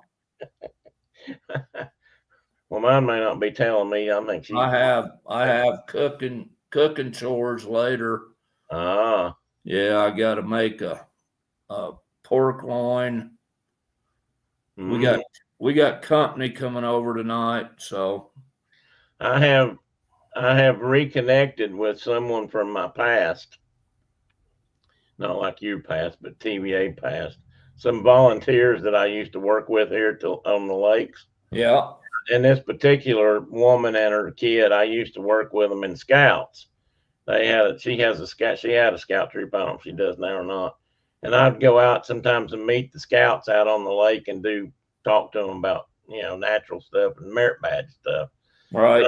And I helped her son do a wildlife management merit badge, I think it was. And anyway, I just happened to kind of get reconnected last week, and she was asking how I'd been doing since I'd retired, because I haven't had contact with any of those people since then. And we got to talking, and they moved up kind of towards me, towards me from where they were. And they've got a small farm now, and their son, who just got out of college, was doing some kind of a program. I thought he was eating guinea pigs, but I think he was just eating a type of hog called a Guinea Oswaba, maybe Ossawan. Anyway, they are a direct descendant. Well, I don't know about the Guinea ones. Well, I think so. Of the Spanish, again, the Spanish dropped off hogs, on islands as they traveled the world, exploring and exploiting back in the 1600s. And they dropped off pigs so that they could come back. Yeah, which my buddy ended up having to go clean up all them islands. Yeah, exactly. Well, this particular pig is a leftover direct descendant of that. So they're pigs, they're hog pigs, not yeah, pigs. They're hog pig, but they were called guineas, and they're smaller, so they never got popular as far as a production hog, let's say, to sell and all that, because they don't get that big. So I talked to him the other day on the phone, and his name's Ross, and he was there, and he walked by, and she said, guess who I got on the phone? And she told me, and so he was yelling, "Hey, Mr. Pruitt, how you doing? Good to see you." And I said, we need to talk. I want to know how you're doing. Because he was a good kid. He was probably a nerdy kid, but he's smart, and he knew a lot about wildlife and just nature in general. So I'm sure he's doing pretty well. But he did a project at UT about using these hogs as feeder hogs for protein places where they need protein sources. Right. And he yelled on the phone. He said, "Hey, you don't need a little pig, do you?" He said, "I got some that are perfect roasting size." And I said, "I don't know, but I'll keep that in mind." I'd love to have one to cook in. You should put one on the grill, dude. Yeah, that's what I was thinking. I'm going to have to do that. Slow cook that puppy on the grill, and I'm wanting to put a fire pit up here behind the house anyway. Yeah. That'd be a good thing to have back there on a rotisserie or something over the fire. He said, "I got a pig." He said, "These are good oven size." Oh, he's evidently, pardon the expression, going whole hog on this project. They've even got a small building that they're converting into a processing plant. So they can process them right there on the property. Anyway, well, my wife keeps trying to talk me into buying hogs. Oh Lord! And raising hogs for the kids, so the kids could have a 4-H hog or whatever. And I'm like, yeah, and Grandpa's going to have to do all the work, all of it. See, that's I'm gonna get to feed them all, and then when it comes to hog killing time, you're going to have to do that. Grandpa's history with hogs is that they become like dogs to me, and then it's like, no, you ain't killing my hog. Well, there you go. When you raise 4-H hogs, they're just two. They become like pets, and it's like, no, can't be killing that hog. But hang on before we hang up here, Dave. Is Dave got a? Something's going on Zoom call, but I got to get off of here. All right. So, well, you take care, brother. Talk to me this week. Call me sometime or something. I will see all of you later. You take care. Say hi to everybody. Thanks for listening to us wander. See you, brother. Later. Bye. So anyway, folks, there you go. Dave, tell me about this, or John.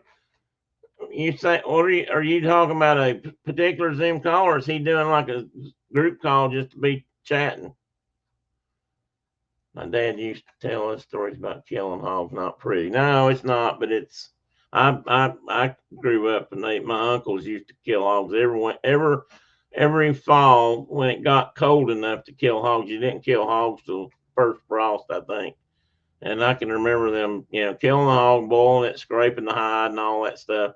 And they'd fix cracklings, what we call cracklings, kind of like pork rinds, of today, and the kids would eat them. Oh, members call. Okay, got you, John.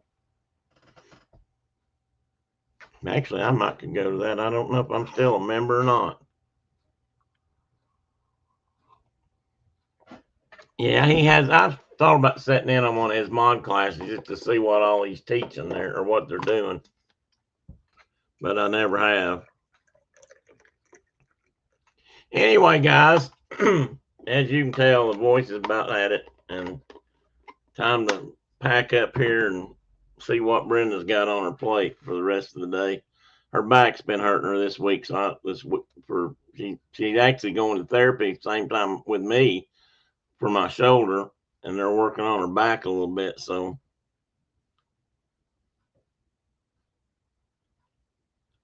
I usually get something, Tina. I'll look. Probably did, but maybe not. I don't know. Anyway, guys, take care. Thanks again for coming. Love y'all for being here. Thanks a lot, John, Dave, Tina, Kay, whoever's left. Chris, if you're out there, um, had a good bunch today come in. So everybody have a great weekend. Talk to you real soon. Bye bye.